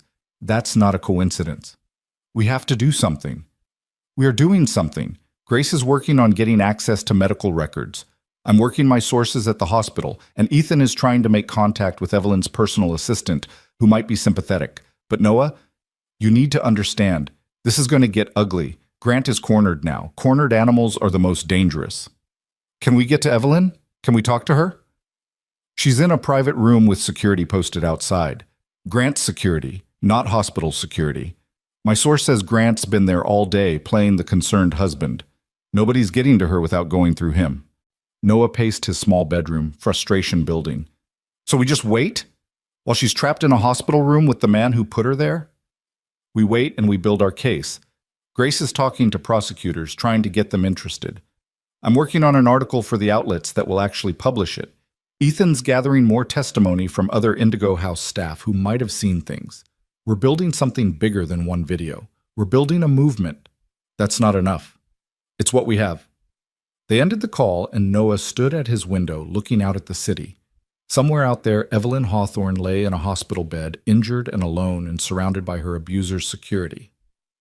Somewhere, Grant Hawthorne was crafting his next move, mobilizing his resources, preparing to crush everyone who dared challenge him. And here, in this modest apartment, a former janitor with no money and no power was supposed to be enough to stop him. The rest of Saturday passed in a blur of phone calls and messages. By evening, the video had 3 million views. By Sunday morning, 5 million. News vans appeared outside Noah's apartment building. Reporters knocked on his door. Mrs. Chen from 4B called to say there were people asking about him. Tell them nothing, Noah instructed. Please, don't talk to anyone. Of course not, Mrs. Chen said. But Noah, you should know, there are also men in suits, not reporters. They're asking different questions. About you, about Caleb, about your wife who passed. Private investigators. Had to be. Grant was building a file on Noah, looking for leverage, for dirt, for anything he could use to discredit him. Noah kept Caleb inside all day Sunday. They played board games, watched movies, and pretended the world outside didn't exist. But Caleb wasn't stupid. He could sense his father's tension, could hear the phone constantly buzzing, could feel that something big was happening. "Dad," Caleb said. Sunday night, while Noah was tucking him into bed, "Are we safe?" The question was so small, so scared, that Noah had to fight to keep his voice steady. "Yes, buddy, we're safe, I promise." "But those people outside, they're just reporters. They want to talk, that's all. Nobody's going to hurt us." "You promise?" Noah looked at his son's face, so trusting, so certain that his father could protect him from anything, and he made a promise he wasn't sure he could keep. "I promise." Monday morning brought the call Noah had been half expecting, half dreading. Tommy Vasquez from the construction site. "Carter, I'm sorry, man. I have to let you go." Noah closed his eyes. "Let me guess. Someone called about me. Company got an email, said you're involved in some kind of scandal, that you're a liability, that keeping you on could expose the company to legal trouble. Boss says I have to cut you loose. It's not personal." "It's fine, Tommy. I understand. For what it's worth, I think you did a stand-up thing. My sister was in a bad situation with her ex, took her years to get out. We need more guys like you willing to speak up." "Thanks. That means a lot. 2 jobs lost now, just 1 left, if they hadn't fired him from that one yet, too." Noah's financial situation was moving from difficult to catastrophic. He had maybe 6 weeks of savings before the rent and bills became impossible to manage. After that, what? Move in with relatives he barely spoke to? Homeless shelter? Let the state take Caleb while Noah figured out how to survive? The walls were closing in. Monday afternoon, Grace called with news. "I got the medical records. Not legally, and we can't use them in court, but they tell a story. Evelyn's been treated 3 times in the past 18 months for injuries consistent with physical abuse. Twice she claimed she fell. Once, she said she walked into a door. The attending physicians noted their suspicions in each case, but Evelyn refused to file reports. So there's a pattern. Clear as day. And Noah, there's something else. Evelyn requested a psychiatric consult 6 months ago, told the doctor she was experiencing anxiety and depression related to her marriage. The notes mentioned she felt trapped and unsafe but was afraid to leave because of financial dependence and reputation concerns. The doctor recommended counseling. There's no record Evelyn ever went. Can we get this to the police? The records were obtained through questionable means. They're not admissible, but they do establish that medical professionals had concerns. If we can get Evelyn to come forward voluntarily, these records corroborate her story. She's still in the hospital? Yes, under guard. But Noah, I found something interesting. Evelyn has a personal assistant named Maria Santos. I did some research on Ms. Santos. She's worked for Evelyn for 4 years, and her social media suggests she's extremely loyal. There are photos of the 2 of them, personal notes, birthday celebrations. They're not just employer and employee. They're friends. You think Maria might help us reach Evelyn? I think it's worth trying. I have Maria's contact information. The question is, who makes the approach? It can't be me. I'm a lawyer. She'll see it as a legal threat. It can't be Harper. She's press. Maria will assume we're exploiting Evelyn for a story. It has to be me, Noah said quietly. That's riskiest for you. If Grant finds out you tried to contact his wife, even indirectly, he could use it to support his harassment claims. I don't care. This isn't about me anymore. Grace was quiet for a moment. All right, I'll send you Maria's number. But Noah, be careful. Be respectful. Make it clear you're not trying to exploit Evelyn. You're just trying to help. Noah sat with Maria Santos's phone number on his screen for an hour before he found the courage to dial. The phone rang 4 times before a woman answered. Hello? Cautious, guarded. Miss Santos, my name is Noah Carter. I don't know if you know who I am. I know who you are. Her voice was cold. You're the man who's destroying Mrs. Hawthorne's life. The words hit Noah like a slap.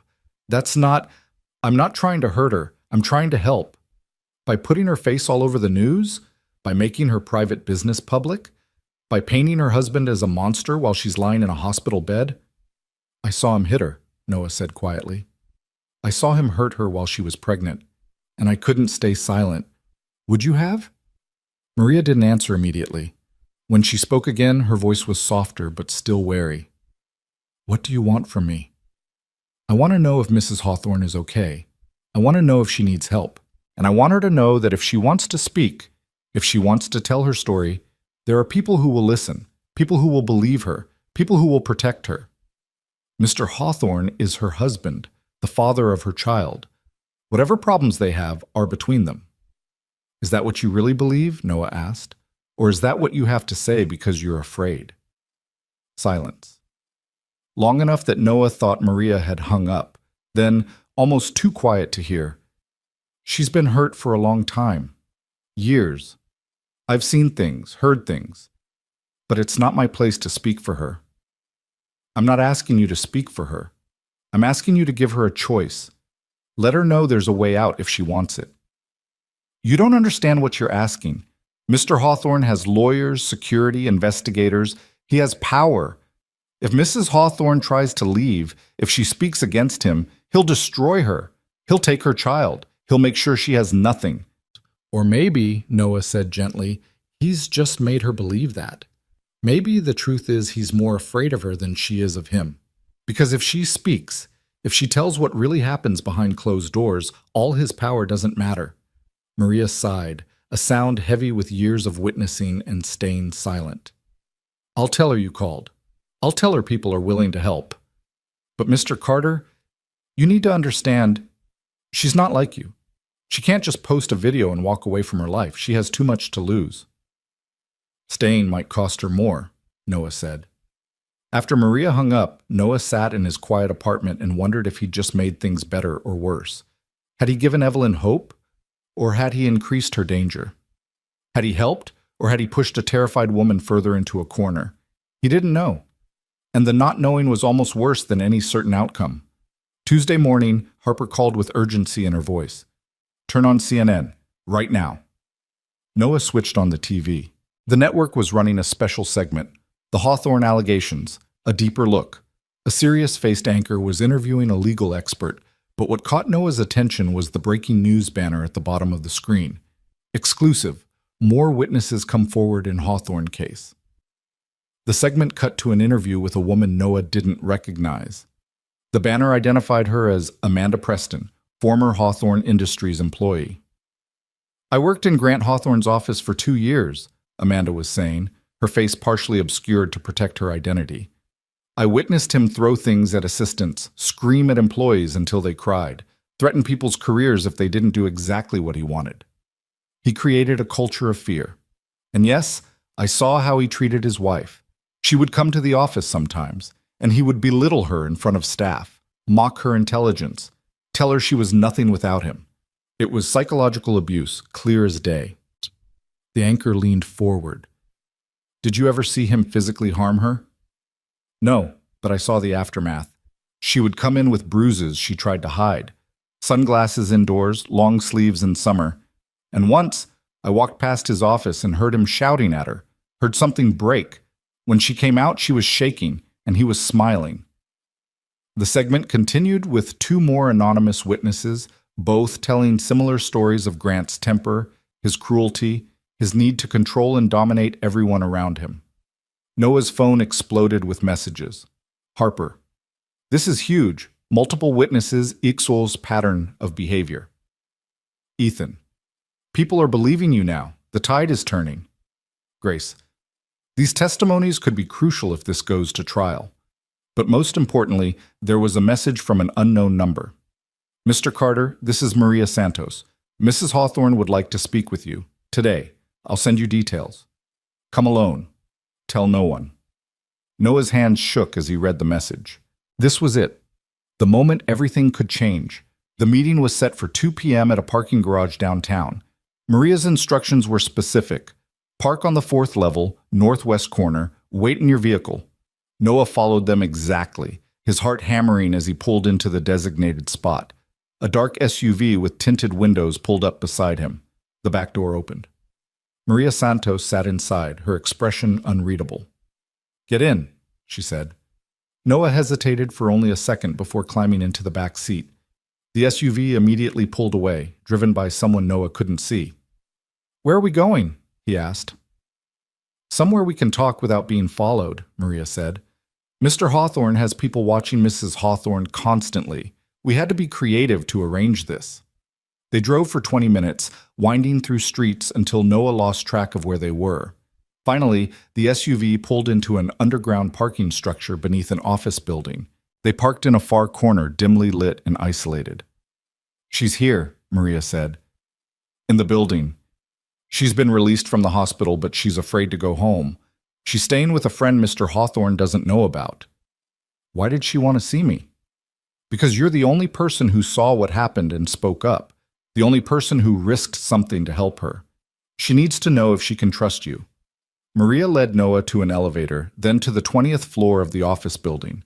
They walked down a hallway to a corner office with frosted glass. Maria knocked twice, then opened the door. Evelyn Hawthorne sat in a chair by the window, her hands folded over her pregnant belly. She looked different than she had at the gala, smaller somehow, more fragile. She wore oversized clothes that hid her body.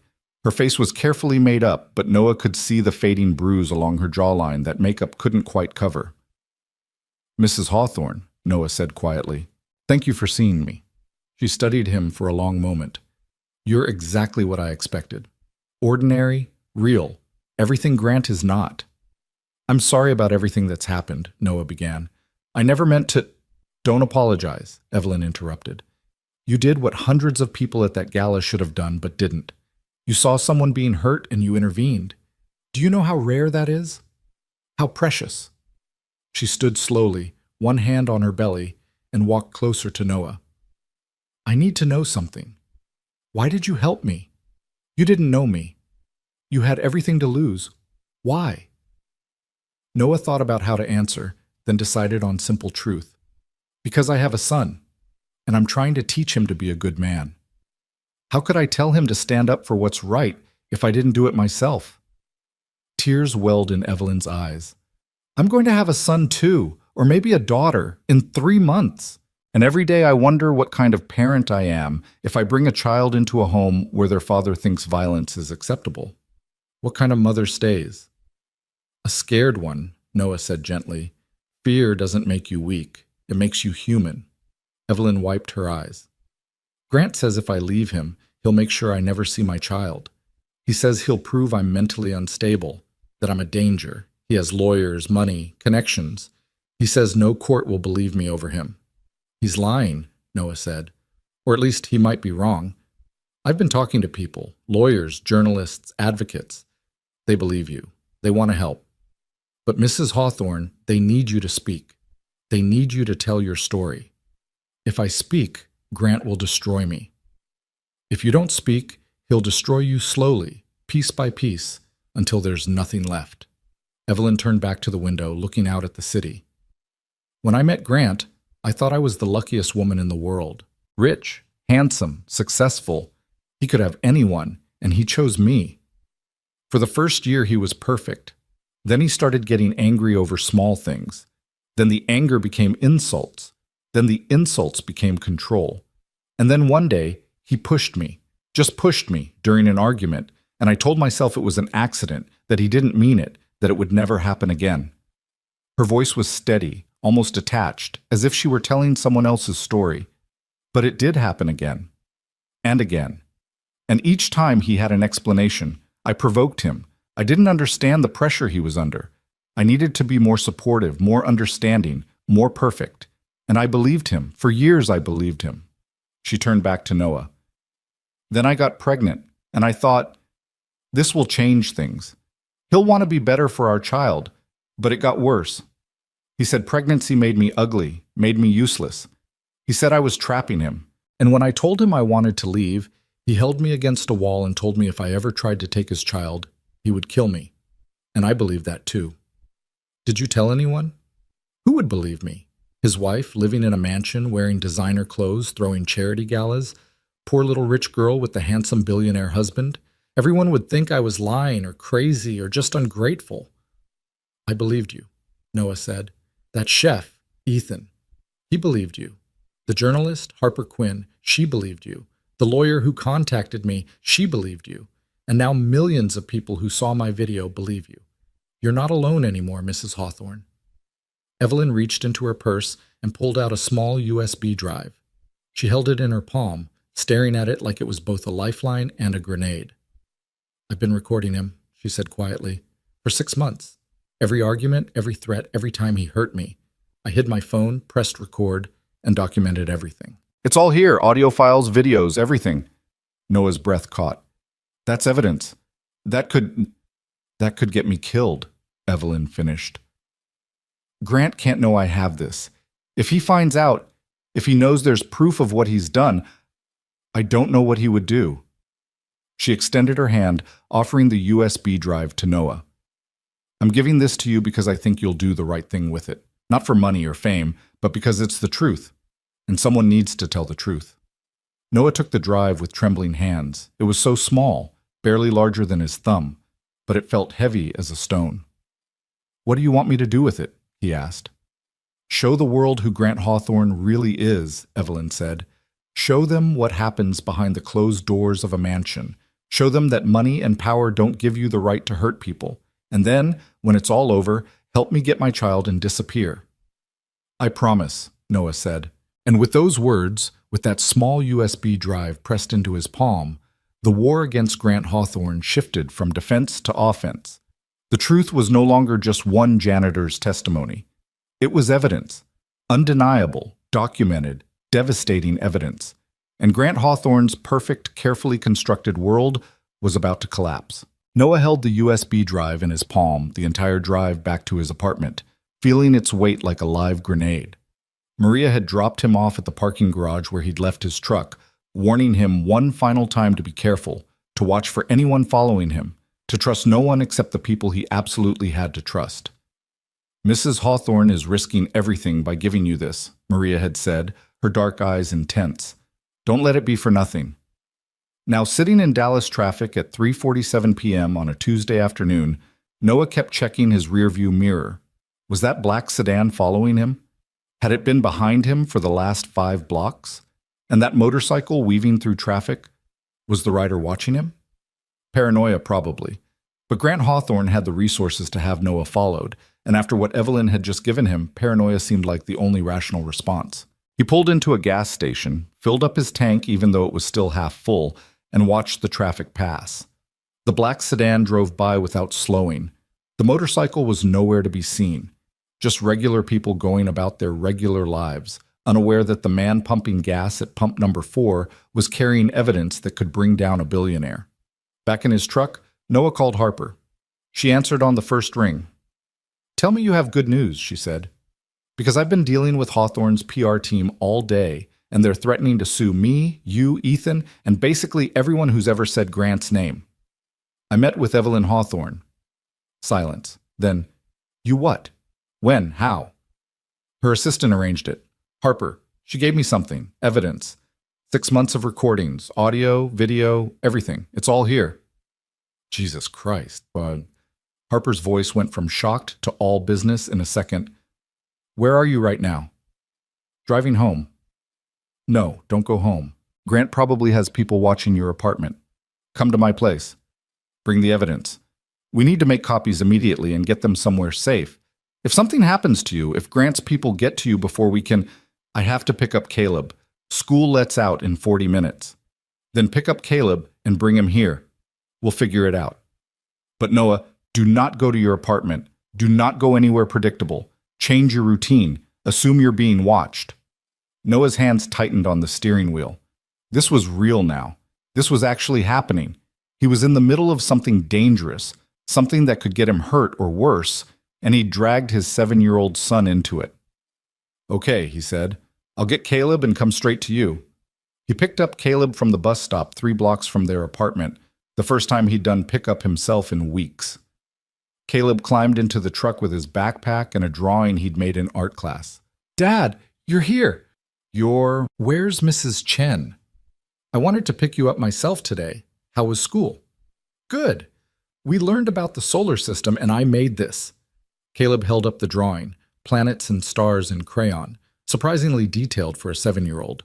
That's Jupiter. It's the biggest planet, and that's Saturn with the rings. And it's beautiful, buddy. Really beautiful. Noah pulled away from the curb, checking his mirrors. Hey, how would you feel about going on an adventure today? What kind of adventure? The spontaneous kind. We're going to visit a friend of mine. Her name is Harper. She's a journalist. That means she writes stories about important things. And we might stay there for a little while. Maybe overnight. Caleb's face scrunched up in confusion. Why can't we go home? Noah had prepared for this question but still had no good answer.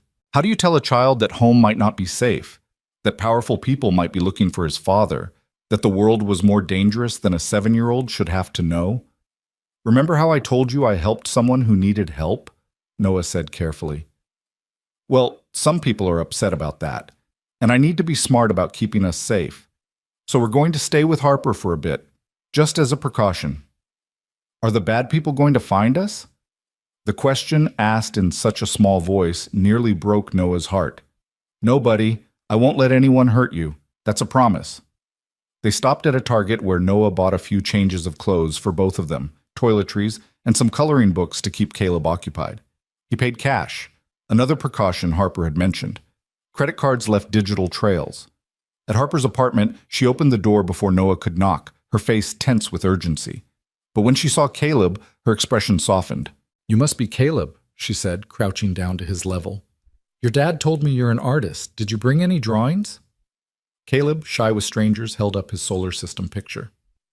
Wow, that's incredible. Is that Jupiter? I love Jupiter. Harper glanced up at Noah. Come in, both of you. Harper's apartment looked even more chaotic than it had during Noah's first visit. Papers covered every surface, multiple laptops hummed with activity, and a printer in the corner was churning out documents. Ethan was there too, along with Grace Patterson, the attorney, and another man Noah didn't recognize. Noah, Caleb, this is Detective Marcus Wright, Grace said, gesturing to the stranger. He's with the Dallas PD, Family Violence Unit. He's here off the record. Detective Wright was in his 50s, with graying hair and the weary eyes of someone who'd seen too much human cruelty. He shook Noah's hand firmly. Mr. Carter, Ms. Patterson has filled me in on the situation. I want to be clear. I'm here as a concerned citizen, not in an official capacity. What you have could be crucial evidence in a criminal case, but we need to handle it properly. Chain of custody matters. Admissibility matters. Noah pulled the USB drive from his pocket and held it up. Everyone in the room seemed to lean forward simultaneously.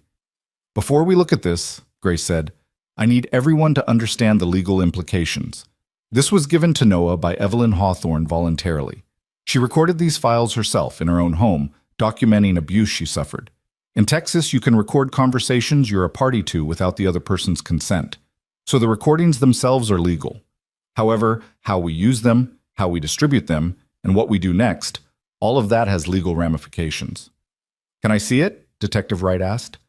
Noah handed him the drive. Wright pulled out a laptop, inserted the drive, and began scrolling through the files. His expression, already grave, became darker with each passing second. Jesus, he muttered. There's dozens of files here, audio, video. She documented everything.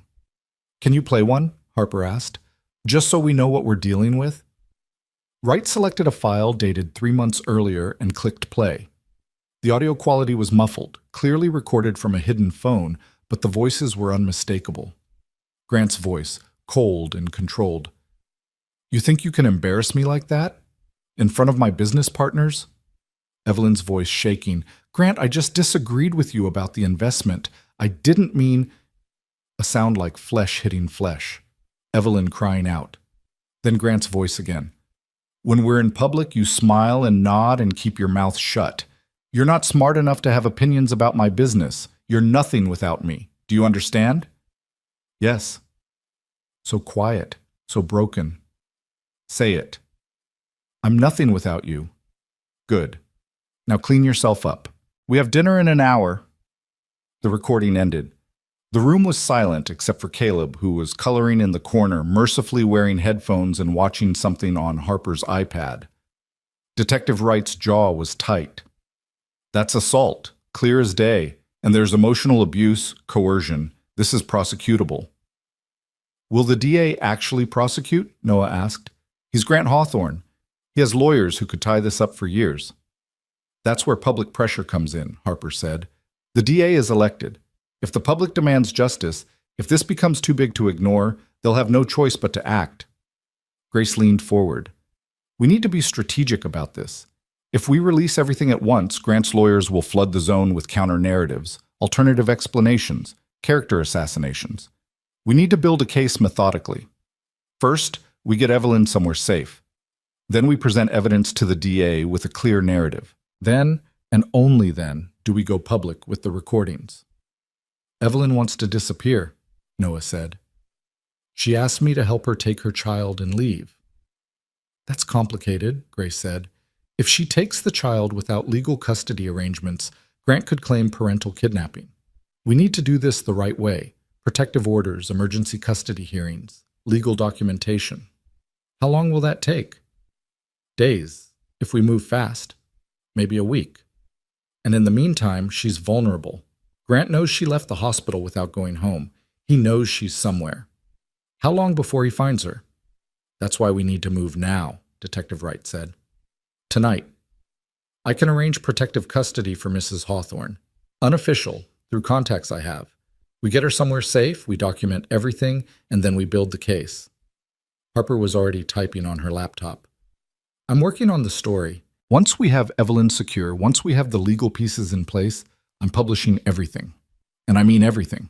The recordings, the medical records, the witness testimonies. Grant Hawthorne won't be able to spin his way out of this. He'll sue, Noah said. Let him sue. Truth is an absolute defense against defamation.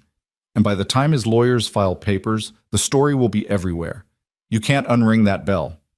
They worked through the evening, making copies of the USB drive, cataloging each file, building timelines and documentation. Grace made calls to judges she knew, laying groundwork for protective orders. Detective Wright reached out to contacts in victim services, arranging safe housing. Harper drafted her article, fact-checking every detail. And Noah sat with Caleb, helping him color planets and trying to pretend everything was normal.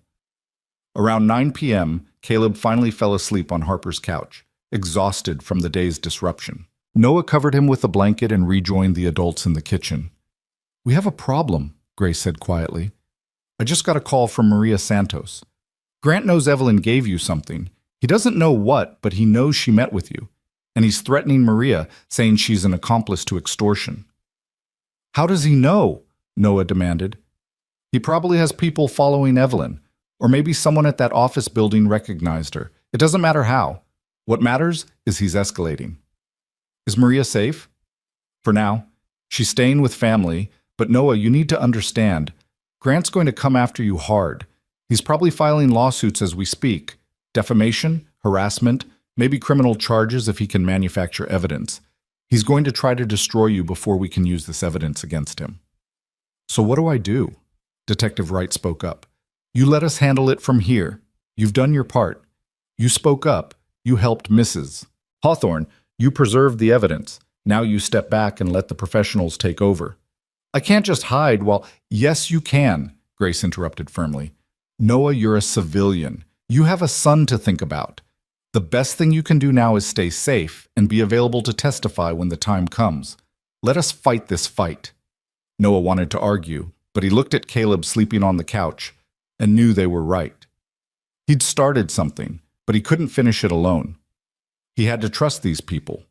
Harper, with her journalistic credentials, Grace with her legal expertise, Detective Wright with his law enforcement connections. He had to trust that the system, so often rigged in favor of the wealthy, might actually work this time. Around midnight, Detective Wright's phone rang. He stepped into the hallway to take the call, returning moments later with an expression Noah couldn't read. That was my contact at the DA's office. Grant Hawthorne's lawyers just filed a criminal complaint against Noah Carter, alleging stalking, harassment, and extortion. They're claiming Noah fabricated the abuse allegations to shake down Grant for money and that he coerced Mrs. Hawthorne into creating false evidence. There's a warrant out for your arrest, Noah. They're looking for you right now. The room went silent. Noah felt the floor tilt beneath him. That's ridiculous, Harper said. We have evidence. Evidence they'll claim is fabricated, Detective Wright said.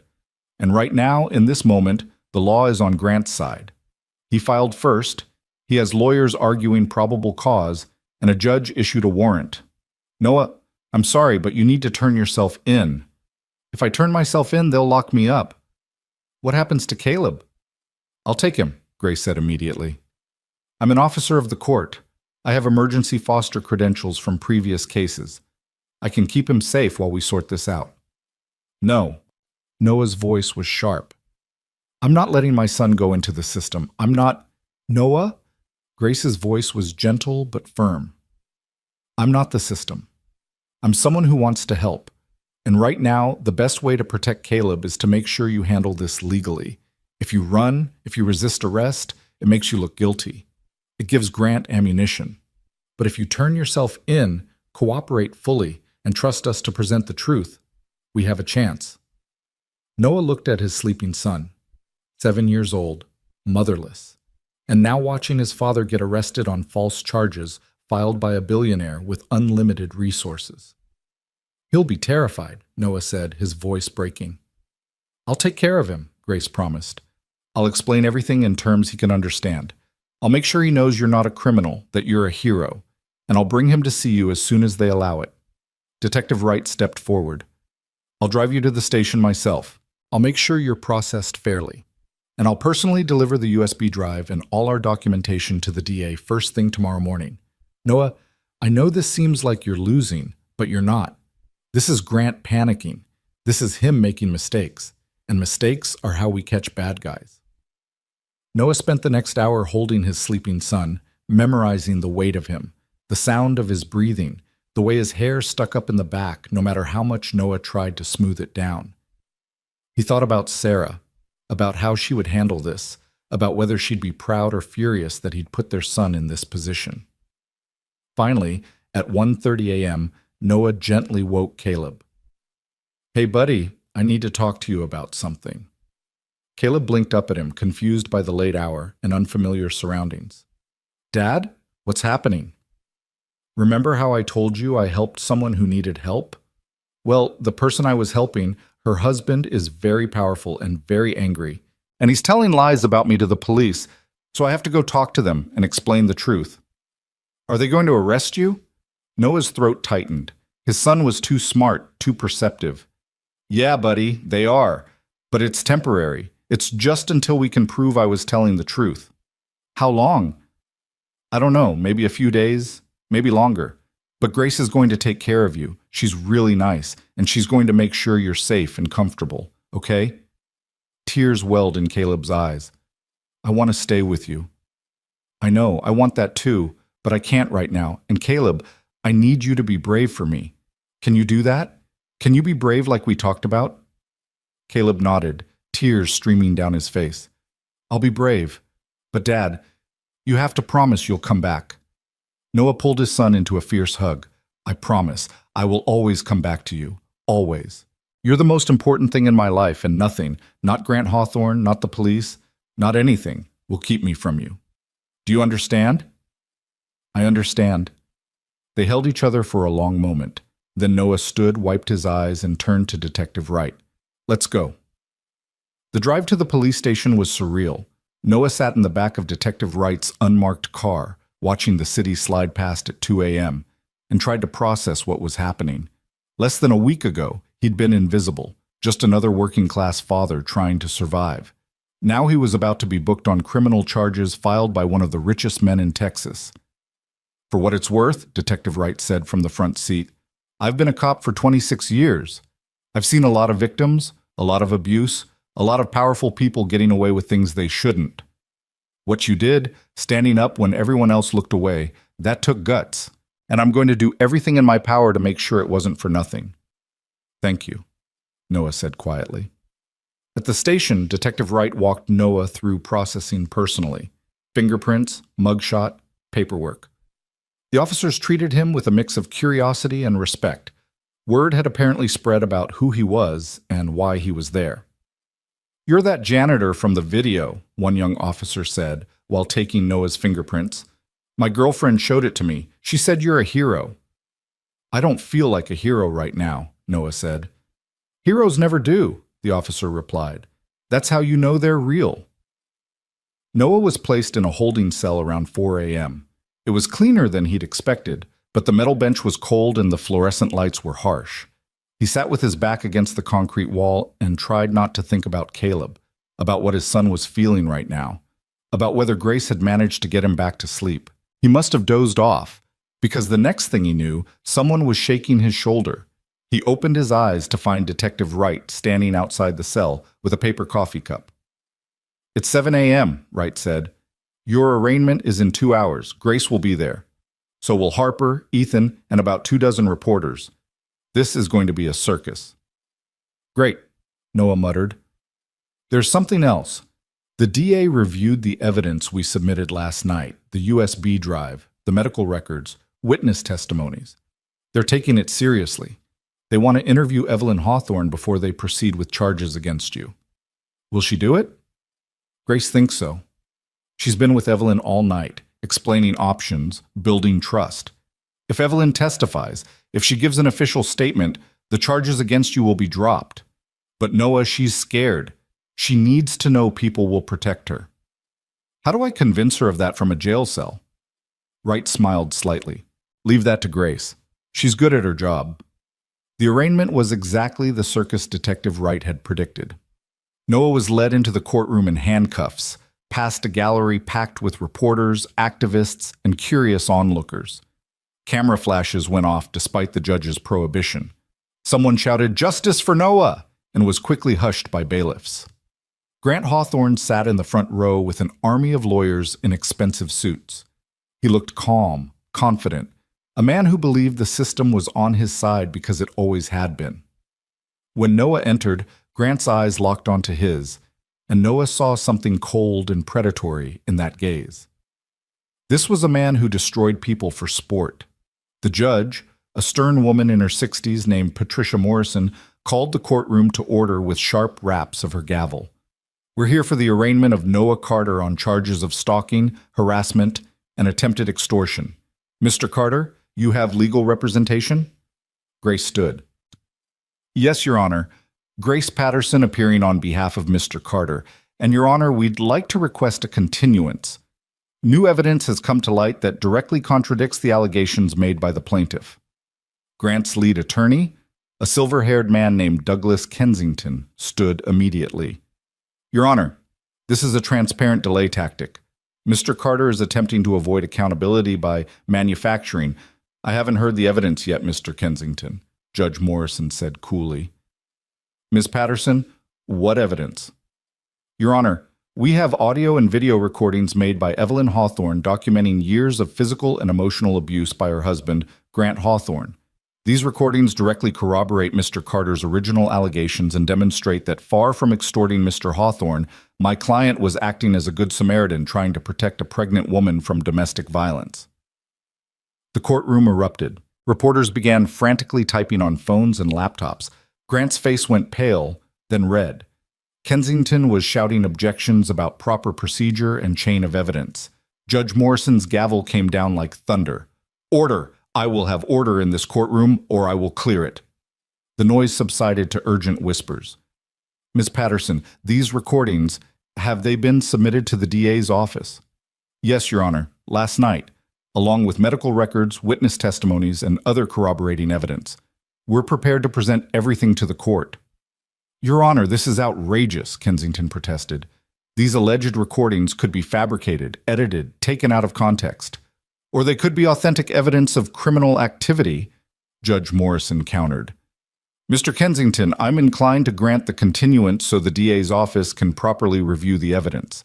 This court doesn't exist to be weaponized by wealthy individuals against good Samaritans. Arraignment is continued for 48 hours. Mr. Carter, you'll remain in custody pending bail hearing this afternoon." "Your Honor," Grace said quickly. We request Mr. Carter be released on his own recognizance given the circumstances. Denied. Bail hearing at 3 p.m. We're adjourned. The gavel came down with finality. As Noah was led out of the courtroom, he caught a glimpse of Harper in the gallery. She gave him a thumbs up and mouthed, "It's working." Behind her, Ethan was already on his phone, probably updating his social media, following on every detail. And at the back of the courtroom, barely visible, Noah saw Maria Santos. She met his eyes briefly and nodded once. A message. Evelyn is safe. Evelyn is ready. The wheels of justice, so often agonizingly slow, were finally beginning to turn. Back in his holding cell, Noah was allowed a phone call. He called Grace's cell, and she put Caleb on the line. "Dad?" His son's voice was small, scared. "Hey, buddy. I'm okay. They're taking care of me. How are you doing?" "Miss Grace made me pancakes, but I want to come home. I want you to come home." "Soon," Noah promised. "Very soon. I have a hearing this afternoon, and if it goes well, I'll be out tonight. We'll be together again, okay?" "Okay." "Dad, the kids at school are saying you're on TV. They're saying you're famous." Noah closed his eyes. Of course the story had reached Caleb's school. Of course other kids were talking. "I'm not famous, buddy. I'm just your dad, and all I care about is getting home to you." "I love you, Dad." "I love you too, Caleb, so much. Be good for Miss Grace."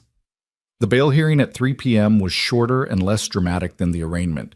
The DA's office had reviewed the evidence and, while not dropping charges immediately, recommended bail be set at a reasonable amount. Grant's lawyers argued for no bail, claiming Noah was a flight risk. Judge Morrison, clearly unimpressed with the whole proceeding, set bail at $10,000. "I don't have $10,000, Noah whispered to Grace. "You only need 10% for a bail bondsman," Grace whispered back, "and I'm covering it. Don't argue." "Grace, I can't let you. You're not letting me do anything. I'm choosing to do it because it's right. Now stop being stubborn and let me help you." By 5 p.m., Noah was processed out of jail and standing on the courthouse steps with Grace, Harper, and Ethan. The late afternoon sun felt surreal after the fluorescent purgatory of the holding cell. Reporters swarmed immediately, shouting questions. "Mr. Carter, how do you feel about the charges? Will you file a countersuit against Grant Hawthorne? What's your message to other victims of domestic violence?" Harper stepped forward, positioning herself as spokesperson. "Mr. Carter will not be taking questions at this time. However, I will be publishing a comprehensive investigation into Grant Hawthorne's pattern of abuse, including audio and video evidence provided by Mrs. Evelyn Hawthorne herself. The article will be live at 8 p.m. tonight. Thank you." She grabbed Noah's arm and pulled him toward Grace's car before more questions could be shouted. In the car, driving toward Grace's house where Caleb was waiting, Noah finally allowed himself to feel something other than numb survival mode. Relief, terror, exhaustion, hope. They all crashed over him simultaneously. "Is Evelyn really ready to testify?" he asked. "She's giving her statement to the DA right now," Grace said. "With Maria beside her and Detective Wright recording everything. She's scared, but she's doing it." "What happens next?" "Next, Harper's article goes live and the court of public opinion makes it impossible for the DA to ignore this. Next, we file for emergency protective orders and custody arrangements. Next, we make it legally impossible for Grant Hawthorne to hurt Evelyn ever again. And Noah? Next, you go home to your son and try to remember what normal feels like." When they pulled up to Grace's house, Caleb was watching from the window. The moment Noah got out of the car, the front door flew open and Caleb ran out, launching himself into Noah's arms with such force they both almost fell over. Dad, you're back. You came back." Noah held his son and cried openly, not caring who saw. "I told you I would. I always will. Always." That night, at exactly 8 p.m., Harper Quinn's article went live. It was titled "The Man Behind the Money, Grant Hawthorne's Pattern of Abuse," and it was devastating in its detail.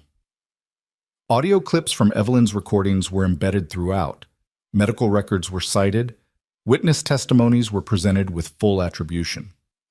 The article didn't just document one incident, it painted a portrait of systematic, calculated abuse spanning years. Within an hour, it had been shared 10,000 times. Within 2 hours, it was trending on every social media platform. Within 3 hours, major news networks were picking it up, and legal experts were appearing on television calling for criminal charges. Grant Hawthorne's carefully constructed public image, the philanthropic billionaire, the business genius, the family man, shattered like glass. By the next morning, 3 major sponsors had pulled out of deals with Hawthorne Industries. The Brennan Capital merger was publicly put on hold. The board of directors issued a statement saying Grant was taking a leave of absence while they investigated the allegations. And the Dallas County District Attorney's Office announced they were opening a criminal investigation into Grant Hawthorne for domestic assault, making terroristic threats, and witness intimidation. The charges against Noah Carter were quietly dropped. Standing in Grace's living room, watching the news coverage with Caleb asleep on the couch beside him, Noah felt the weight of the past week finally begin to lift. It wasn't over. There would be trials, testimonies, legal battles that could stretch on for years. But the truth was out. The lies had been exposed. And one pregnant woman who'd been trapped and terrified now had a chance at freedom. Noah had kept his promise. To Evelyn, to Caleb, to Sarah's memory, and to himself. He'd stood up when it mattered, and sometimes that was enough to change everything. The trial of Grant Hawthorne began on a crisp October morning, 8 months after Noah Carter had stood in that alcove at the Indigo House and decided that silence was no longer an option. The courthouse steps were packed with protesters holding signs that read, "Believe survivors" and "Justice for Evelyn." News vans lined the street. Their satellite dishes pointed skyward like technological sunflowers seeking light. Noah sat in the back of Grace Patterson's car, wearing a suit she'd helped him pick out from a thrift store, and tried to calm the trembling in his hands. Caleb was at school, blissfully unaware that his father was about to testify in what had become the most watched trial in Texas. Mrs. Chen had agreed to pick him up and keep him occupied until Noah returned, whenever that might be. "You ready?" Grace asked from the driver's seat, her eyes meeting his in the rearview mirror. "No," Noah said honestly, "but I don't think I'll ever be ready. So let's just do this." The past 8 months had been a whirlwind of depositions, interviews, and legal maneuvering. Grant Hawthorne had been arrested 2 weeks after Harper's article went viral, charged with 3 counts of assault, 2 counts of making terroristic threats, and 1 count of witness tampering. He'd posted $1 million bail within hours and had been under house arrest at his mansion ever since, an ankle monitor tracking his every movement. The preliminary hearings had been brutal. Grant's legal team, led by Douglas Kensington and a half-dozen associate attorneys who probably billed more per hour than Noah had made in a month, had attacked every piece of evidence, every witness, every procedural element of the case. They'd filed motion after motion to suppress Evelyn's recordings, claiming they violated Grant's privacy rights. They'd attempted to discredit Noah as an opportunist seeking fame and money. They'd painted Evelyn as an unstable woman with mental health issues who'd fabricated abuse allegations to gain leverage in a divorce. But the evidence was overwhelming. The recordings were authenticated by forensic experts. The medical records showed a pattern of injuries consistent with abuse. Witness after witness came forward, former employees, household staff, business associates who'd seen Grant's temper firsthand. Even Amanda Preston, the former employee who'd given that first television interview, provided testimony about the culture of fear Grant had created. And through it all, Evelyn Hawthorne had stood firm. She'd given her deposition with Maria Santos by her side, speaking clearly and calmly about years of abuse. She'd allowed photographs of her injuries to be entered into evidence. She'd cried on the witness stand during the preliminary hearing when they played the audio recordings of Grant threatening to kill her, but she hadn't backed down. The baby, a girl named Sarah Grace Hawthorne, named after Noah's late wife and the attorney who'd helped save her mother, had been born in June. Evelyn had given birth under protective custody, with sheriff's deputies stationed outside her hospital room. Grant had filed for custody immediately, but Judge Morrison had granted Evelyn a temporary restraining order and full custody pending the outcome of the criminal trial. Noah had met baby Sarah once when Evelyn had invited him and Caleb to her new apartment, a modest 2-bedroom in a secure building paid for by the settlement from her divorce proceedings. Caleb had been fascinated by the tiny infant, asking a million questions about why she was so small and didn't have any teeth. Evelyn had smiled through tears and told Noah that she'd named her daughter after his wife because Sarah Carter had raised a man brave enough to help strangers. "Your wife made you who you are," Evelyn had said that day, holding baby Sarah close. And who you are saved my daughter's life. I want her to carry that legacy. Now, walking up the courthouse steps through a gauntlet of reporters and photographers, Noah felt the weight of that legacy pressing down on him. He was about to face Grant Hawthorne in open court. He was about to testify under oath about what he'd witnessed, and Grant's lawyers were going to do everything in their power to destroy his credibility. The courtroom was packed to capacity. Judge Morrison presided with the same stern competence she'd shown throughout the proceedings. The jury, 7 women and 5 men, carefully selected through weeks of voir dire, sat attentively in their box. And at the defense table, Grant Hawthorne sat in an expensive suit, his expression carefully neutral, playing the role of wrongly accused businessman. The prosecution's case had been building for 3 days before Noah was called to testify. They'd presented the medical evidence, the recordings, the witness testimonies. Harper Quinn had testified about her investigation. Detective Marcus Wright had walked the jury through the evidence collection process. Ethan Cole had described what he'd seen at the gala, corroborating Noah's account. Now it was Noah's turn.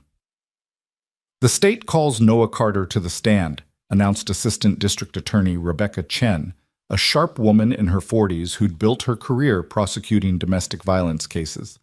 Noah walked to the witness stand on legs that felt made of water. He was sworn in, placed his hand on the Bible, and promised to tell the truth, the whole truth, and nothing but the truth. "Mr. Carter," Ada Chen began gently, "can you tell the jury what you do for a living?" "I'm a construction worker," Noah said. His voice sounded strange in the formal courtroom setting, too rough, too working class. "I was working as a janitor at the Indigo House on the night in question, but I've since taken other employment. And on the night of February 11th of this year, you were working at a charity gala at the Indigo House. Is that correct?" "Yes, ma'am." "Can you describe what you witnessed that night?" Noah took a breath and began to speak. He told the story he'd told so many times now, in videos, in depositions, in interviews, but somehow it felt fresh and immediate here, with 12 strangers listening to judge whether he was telling the truth. He described seeing Grant grab Evelyn's arm, hearing him berate her, watching him strike her face. He described the sound of the slap, the red mark on her cheek, her hand protectively cradling her pregnant belly. "And what did you do when you saw this?" Ada Chen asked. "I intervened. I asked him to stop. I told him she was pregnant." "What was Mr. Hawthorne's reaction?" "He threatened me. He said no one would believe a janitor over him. He said he'd destroy my life if I said anything." "And did you believe him?" "Yes, ma'am. I still do." Ada Chen walked Noah through the rest of that night, through his decision to make the video, through the consequences he'd faced. She established that Noah had nothing to gain financially from coming forward, that he'd lost 2 jobs and faced criminal charges himself as a result of speaking up. "Mr. Carter, why did you come forward? Why risk everything?" Noah glanced at the jury, 12 faces looking back at him with varying expressions of interest, skepticism, sympathy. "Because I have a son, and I'm trying to teach him to be a good man. How could I tell him to stand up for what's right if I didn't do it myself?" "No further questions, Your Honor." Then came the cross-examination. Douglas Kensington approached the witness stand with the confidence of a man who'd demolished countless witnesses before. "Mr. Carter, you say you're trying to teach your son to be a good man, but isn't it true that you've been fired from multiple jobs for poor performance?" "I was fired from the Indigo House after Mr. Hawthorne filed a complaint about me. My other job let me go after his people pressured my employer. I wasn't fired for performance issues." "You're currently working construction, making, what is it, $18 an hour?" "That's correct." "And before this incident, you were working 3 jobs to make ends meet. Isn't that right?" "Yes, sir." Kensington smiled slightly. "So you were struggling financially, desperate even, and then you saw an opportunity, a wealthy man in a vulnerable position, a chance to manufacture a scandal and perhaps profit from it." "No, sir. That's not what happened." "Isn't it true that you initially uploaded your video as unlisted and only made it public after speaking with journalist Harper Quinn?" "Yes, but...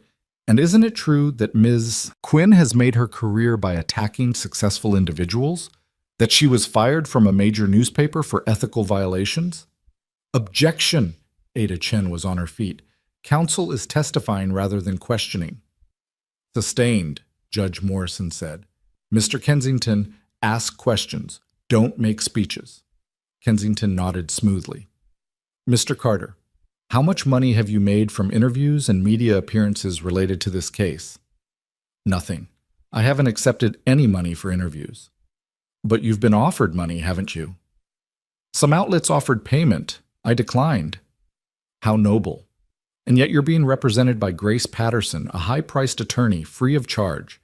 You're living rent-free in an apartment provided by victim advocacy groups. You've received donations through a GoFundMe campaign that's raised over $50,000. You've profited quite handsomely from your accusations, haven't you? Noah felt his face flush. The GoFundMe was set up by strangers who wanted to help after I lost my jobs. I didn't ask for it. And the apartment is temporary housing provided by advocates who have a vested interest in seeing my client convicted? Yes. Mr. Carter, isn't it possible that what you saw that night was simply a marital dispute? A husband and wife arguing, as married couples sometimes do? He hit her. Are you certain of that? You were 20 feet away, the lighting was dim. You'd been working all evening. Isn't it possible you misinterpreted what you saw? No, sir. I know what I saw. He hit her across the face hard enough that the sound echoed. There's no misinterpreting that. Kensington changed tactics. You mentioned your late wife, Sarah, in your video. She died of cancer 2 years ago. Is that correct? Noah's jaw tightened. Yes. That must have been very difficult for you. Traumatic, even. Have you sought counseling for your grief? I've attended some support groups, but no professional therapy? No treatment for what might be post-traumatic stress or depression? Objection, Ada Chen said. Relevance? Your Honor, I'm establishing that Mr. Carter may have been in an emotional state that affected his perception and judgment. I'll allow it, but tread carefully, Mr. Kensington. Kensington turned back to Noah. Mr. Carter, is it possible that seeing Mr. and Mrs. Hawthorne argue triggered something in you? Perhaps made you see something that wasn't really there? Perhaps made you want to play the hero because you couldn't save your own wife? The words hit Noah like a physical blow. He heard gasps from the gallery. Ada Chen was objecting loudly. Judge Morrison was calling for order. But all Noah could hear was Kensington's implication that his memories of Sarah, his grief, his trauma, had somehow made him fabricate everything. No, Noah said quietly, but his voice carried through the courtroom. What I saw was real. Grant Hawthorne hit his pregnant wife. He threatened her. He hurt her. And no amount of your twisting my words or attacking my character is going to change those facts. Kensington stared at him for a long moment, then smiled coldly. No further questions. Noah was excused from the stand. He walked back to his seat in the gallery on shaking legs, feeling like he'd just survived a battle. Harper Quinn, sitting 2 rows behind, gave him an encouraging nod. Ethan squeezed his shoulder as he passed. The trial continued for another week. Evelyn took the stand and gave devastating testimony about years of abuse, about living in fear, about the night of the gala when Grant had hit her in front of witnesses, and she'd thought for the first time that maybe, just maybe, someone would finally help her. She cried when they played the audio recordings. She remained composed when Kensington tried to paint her as an unstable woman who'd married for money and then fabricated abuse to get more in a divorce. Mrs. Hawthorne, Kensington had said during cross-examination, you're asking this jury to believe that you stayed with a man who beat you for over 3 years, that you continued to appear at public events with him, to smile for cameras, to play the happy wife. Why didn't you just leave? Evelyn had looked at him with something close to pity. Because I was terrified. Because he told me he'd take my child. Because I had no money of my own, no career, no way to support myself. Because every time I thought about leaving, he'd sense it and become apologetic and loving, promising to change. Because the man I married still appeared sometimes, and I wanted to believe that man was real. And because Mr. Kensington, unless you've lived in fear of someone who's supposed to love you, unless you've been told over and over that you're worthless and crazy and no one will believe you, you can't possibly understand why leaving isn't as simple as walking out a door. The courtroom had erupted in applause. Judge Morrison had gavelled for order but hadn't looked displeased. Grant Hawthorne's defense relied heavily on character witnesses. business partners who testified to his professional conduct, employees who claimed he was demanding but fair, a psychiatrist who suggested Evelyn might be suffering from borderline personality disorder and fabricating abuse. But none of it could overcome the recordings, the medical evidence, the testimonies of people who'd seen Grant's cruelty firsthand. On the 8th day of trial, both sides rested. Closing arguments took most of the 9th day. Ada Chen spoke passionately about patterns of abuse, about power dynamics, about the courage it took for victims to come forward. "Ladies and gentlemen of the jury," she said, "Grant Hawthorne wants you to believe that he's the victim here, that a hardworking janitor and his client's own wife have conspired to destroy him out of greed or malice or mental instability. But the evidence tells a different story. The evidence shows a man who used his wealth and power to terrorize the woman he promised to love and protect. The evidence shows a man who hit his pregnant wife and thought he'd get away with it because he always had before. And the evidence shows that he would have gotten away with it again, if not for one person, Noah Carter, who decided that doing the right thing mattered more than protecting himself. Don't let Grant Hawthorne's money and lawyers and carefully constructed image blind you to the truth. Find him guilty. Hold him accountable. Show victims everywhere that it doesn't matter how rich or powerful your abuser is, justice can still prevail." Kensington's closing argument painted Grant as a flawed but innocent man caught in a web of lies by people seeking to profit from his downfall. But even he seemed to know it was a losing battle. The jury deliberated for 6 hours. When they returned, Noah was sitting in the gallery holding Caleb's hand. Grace had pulled him out of school for the verdict, explaining that this was history, that Caleb should see justice happen in real time. "Has the jury reached a verdict?" Judge Morrison asked. The foreman, a middle-aged black woman who'd been an elementary school teacher, stood. "We have, Your Honor. On the charge of assault causing bodily injury, how do you find?" "Guilty." The word sent a shockwave through the courtroom. Grant's face went pale. Evelyn, sitting in the front row with Maria beside her, began to cry. "On the charge of making terroristic threats, how do you find?" "Guilty." "On the charge of witness tampering, how do you find?" "Guilty." 3 counts, all guilty. Grant Hawthorne, billionaire CEO, philanthropist, pillar of Dallas society, was a convicted felon. Judge Morrison set sentencing for 2 weeks later. In the meantime, Grant's bail was revoked. He was handcuffed in the courtroom and led away, his expensive suit and carefully styled hair suddenly meaningless. As he passed Noah's row, their eyes met for a brief moment. Grant's expression was pure hatred, but Noah wasn't afraid anymore. The monster had been named, exposed, and defeated. Outside the courthouse, reporters mobbed Noah and Evelyn. Harper stood beside them, helping field questions. "Mr. Carter, how do you feel about the verdict?" Noah looked at Caleb, who was watching him with those serious brown eyes, taking in every moment. "I feel like justice was served, and I feel grateful to everyone who believed the truth and fought for it." "Mrs. Hawthorne, what's next for you?" Evelyn, holding baby Sarah close, smiled through tears. "Healing, building a life where my daughter will never know fear, and someday teaching her about the man who stood up when no one else would." 2 weeks later, Grant Hawthorne was sentenced to 8 years in federal prison. With good behavior, he'd serve 6. It wasn't life. It wasn't the decade some people felt he deserved, but it was accountability. It was consequence. It was a message that wealth couldn't buy immunity from justice. The civil suits followed.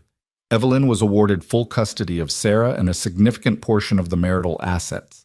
She donated a substantial amount to domestic violence charities and used the rest to establish herself independently. Noah's life slowly returned to something resembling normal. The GoFundMe money allowed him to pay off debts and build a small savings cushion. He took a job with a construction company that had followed the trial and specifically sought him out, offering not just fair wages but health insurance and respect. Caleb went back to being a regular 7-year-old, though he sometimes told his friends that his dad was a hero. Noah always corrected him gently. "I'm just your dad, buddy.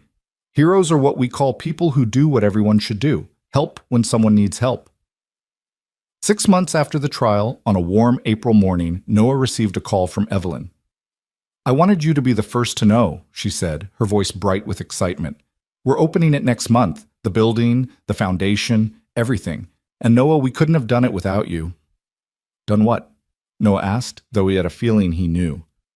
Come see for yourself, tomorrow at 10. Bring Caleb. The next morning, Noah drove to East Dallas, to a neighborhood that had been rough but was slowly revitalizing. He pulled up in front of a newly renovated building, its brick facade painted a warm cream color, its windows gleaming in the sunlight. A sign covered with a tarp hung above the entrance.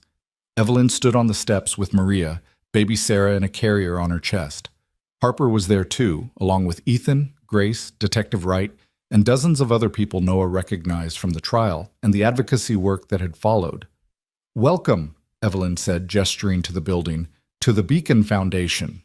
She pulled a cord and the tarp fell away, revealing the full sign. The Beacon Foundation, a light in the darkness, in honor of Noah Carter and Sarah Carter. Noah felt tears prick his eyes. Evelyn, I can't. This is too much. It's not enough, she said firmly. This building will provide temporary housing for domestic violence survivors. We'll have legal services, counseling, job training, childcare. Everything someone needs to rebuild their life after leaving an abusive situation. And it exists because you refuse to stay silent. Because you showed me that one person speaking up can change everything. She gestured to the crowd. Everyone here has been touched by domestic violence in some way. As survivors, as advocates, as people who care about making the world safer. And we're all here to celebrate not just this building, but what it represents. The power of courage, of truth, of ordinary people doing extraordinary things. The crowd applauded. Caleb tugged Noah's hand. Dad, they named it after you and Mom? Yeah, buddy, they did. Because you're a hero? Noah crouched down to his son's level, looking into those serious brown eyes. Because sometimes when you see someone who needs help, you help them, that's all. It's not about being special or brave. It's just about being human. But you were brave, Dad. You stood up to a bad man even though you were scared. Noah pulled his son into a hug. You're right. I was scared. But you know what? Being brave doesn't mean not being scared. It means doing the right thing even when you're terrified. And that's a lesson I learned from your mom. They toured the building together. The private rooms where survivors could stay while getting on their feet. The playroom where their children could be safe and cared for. The legal aid office, where attorneys would provide free services. The counseling center where trained therapists would help people process trauma and rebuild their sense of self. In the main common area, there was a wall dedicated to stories. Survivors who'd passed through the foundation would have the option to share their experiences anonymously, creating a testament to resilience and recovery. The first story was already posted, handwritten on simple paper. 1 year ago, my husband hit me for the first time. 6 months ago, he did it again while I was pregnant.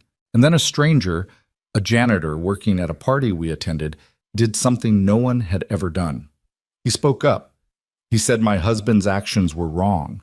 That moment of validation, of someone seeing me and acknowledging my pain, gave me the courage to leave. Today, I'm free. My daughter will grow up knowing that abuse is never acceptable, that help is available, and that sometimes heroes work night shifts and mop floors. Thank you, Noah Carter, for seeing me when I'd become invisible even to myself. E.H. Noah read it through tears.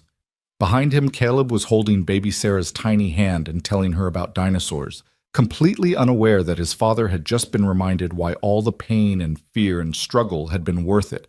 The official opening ceremony was held a week later. The mayor attended.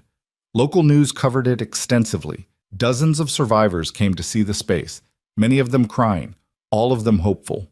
Harper Quinn published a follow-up article titled The Beacon Foundation, How One Man's Courage Created a Movement. It detailed not just the foundation itself, but the dozens of similar organizations that had sprung up across the country in the wake of the Hawthorne trial, all inspired by Noah's simple act of intervention. Ethan Cole, who'd stood beside Noah from the beginning, started a nonprofit training service workers, janitors, waitstaff, delivery drivers, anyone who might witness abuse, on how to safely intervene and report. He called it the Stand Up Initiative, and within a year it was being implemented in hotels and event venues across 3 states.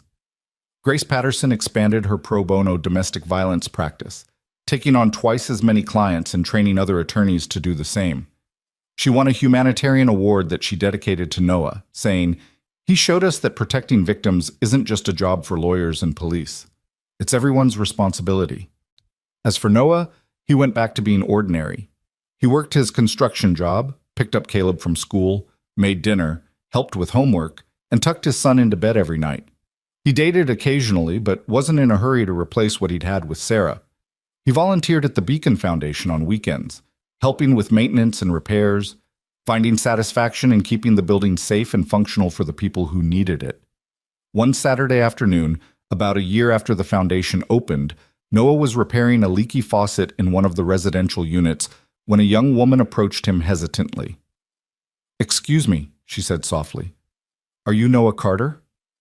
Noah recognized that tone, the mix of hope and fear, the uncertainty of someone still learning to trust. "I am. I wanted to thank you. Not for me specifically, though this place has been a lifeline, but for my sister. She saw your video when it first went viral. She was in a bad situation with her boyfriend, had been for 2 years. She showed me the video and said, 'If a stranger can be that brave, maybe I can be too.' She left him that week. She's safe now, building a new life, and it started with your video, with you showing her that someone cared enough to help." The woman's eyes filled with tears. "You probably don't remember everyone you've helped, but we remember you, all of us. You gave us permission to believe we deserved better." Noah didn't know what to say. He'd given 100 interviews, heard 1,000 thank yous, but somehow this one, quiet and personal and unexpected, hit differently. "I'm glad your sister is safe," he said finally. "That's what matters." The woman nodded and walked away. Noah returned to the faucet, but his hands were shaking too much to work. He sat down on the bathroom floor, overwhelmed by the magnitude of what had spiraled out from one decision on one night. He'd stood up when it mattered, and that simple act had created ripples that touched lives he'd never meet, in places he'd never go, in ways he could never fully measure. That evening, back at his apartment, Caleb was working on a school project about heroes. He'd chosen to write about his father despite Noah's protests. "But Dad, you are a hero," Caleb insisted, reading from his draft. "Heroes don't have superpowers. They just do what's right even when it's hard. You taught me that." Noah looked at the drawing Caleb had made to accompany the report. The same stick figure with a cape from a year ago, but more detailed now. The dad figure was standing between a smaller figure labeled Lady and a larger figure labeled Bad Guy.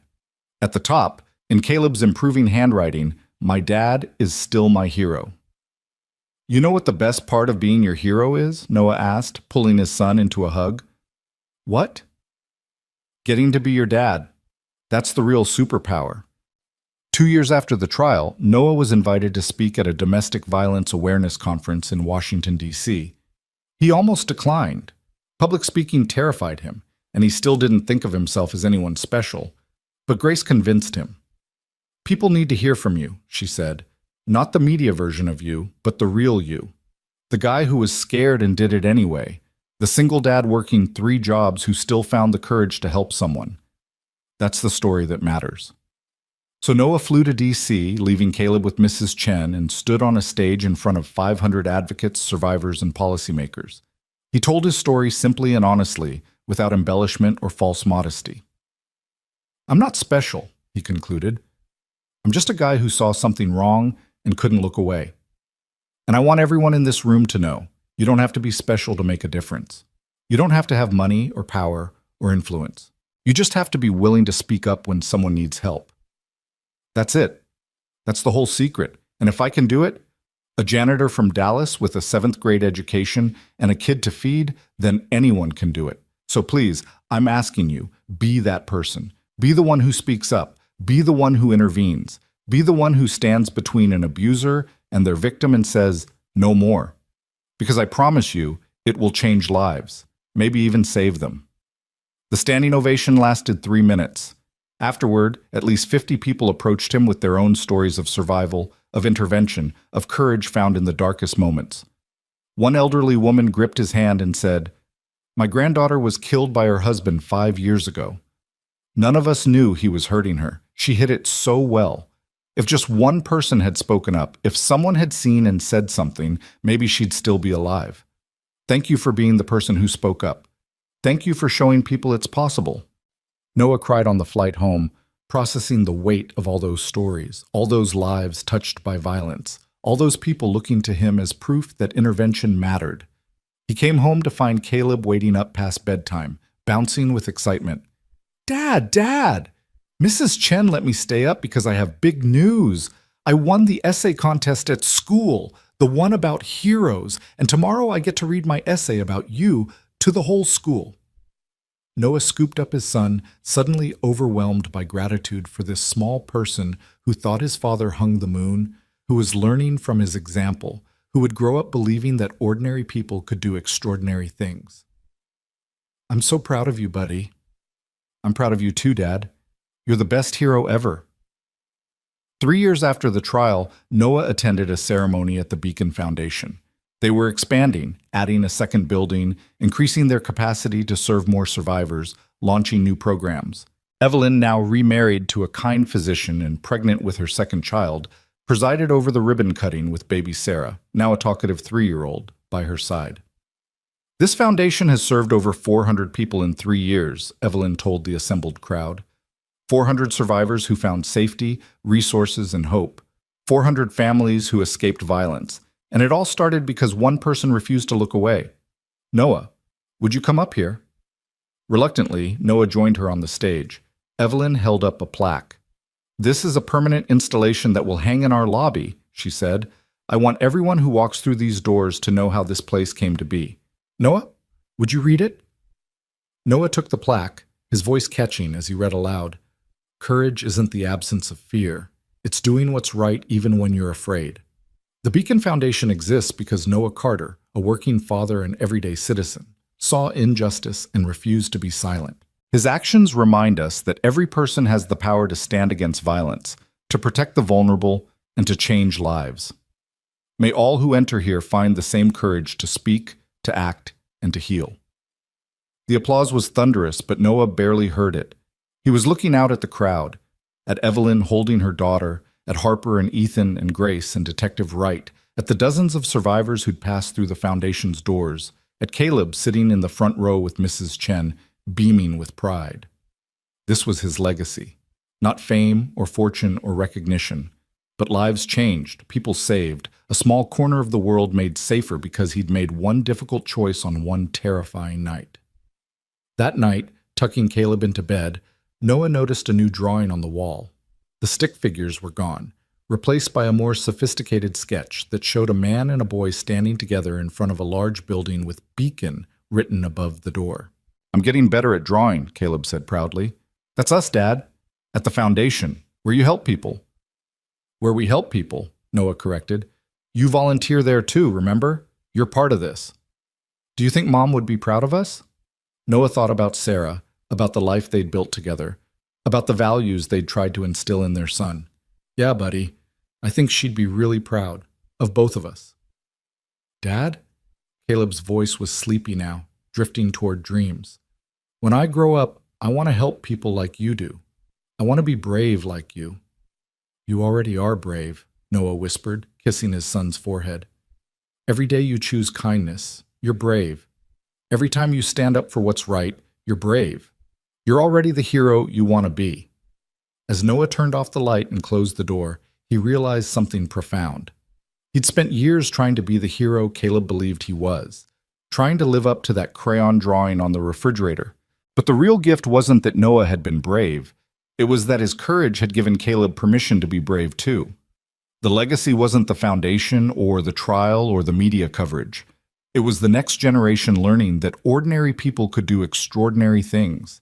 It was children growing up believing that their voices mattered, that they had the power to change the world, that heroism wasn't reserved for the wealthy or powerful, but available to anyone willing to stand up when it mattered. 5 years after that night at the Indigo House, Noah Carter was exactly where he'd always been. An ordinary man living an ordinary life, working hard, raising his son, trying to be good. He still worked construction. He still struggled with bills sometimes. He still woke up missing Sarah on hard mornings. But when he drove past the Beacon Foundation, when he saw survivors walking through those doors towards safety and healing, when he received letters from people whose lives had been changed by his actions. In those moments, he felt Sarah's presence, felt her approval, felt the rightness of the choice he'd made. Because sometimes it takes just one person, one moment, one act of defiance to turn darkness into light. Sometimes it takes a janitor with everything to lose and nothing to gain, except the knowledge that he did what was right. Sometimes it takes a single father teaching his son what courage really means. And sometimes that's enough to change everything. Noah Carter had stood up when no one else would. He'd spoken truth when silence was safer. He'd risked everything to help a stranger. And in doing so, he'd become exactly what his son always believed he was. A hero, not because he was extraordinary, but because he'd proven that ordinary people, in ordinary moments, could choose to be extraordinary. The light that never fades isn't found in wealth or power or fame. It's found in the courage of everyday people who refuse to look away from injustice, who choose compassion over comfort, who stand up even when standing up might cost them everything. That light was burning bright in Dallas, Texas, in a foundation named Beacon, in the lives of hundreds of survivors, in the heart of a 12-year-old boy who'd learned from his father that heroism was a choice anyone could make. And it would keep burning long after Noah Carter's name faded from headlines, long after the trial became history, because truth, once spoken, creates ripples that never truly end.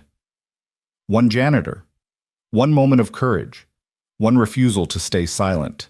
And the world, in some small but significant way, became a little bit better, a little bit safer, a little bit more just. That was enough. That would always be enough.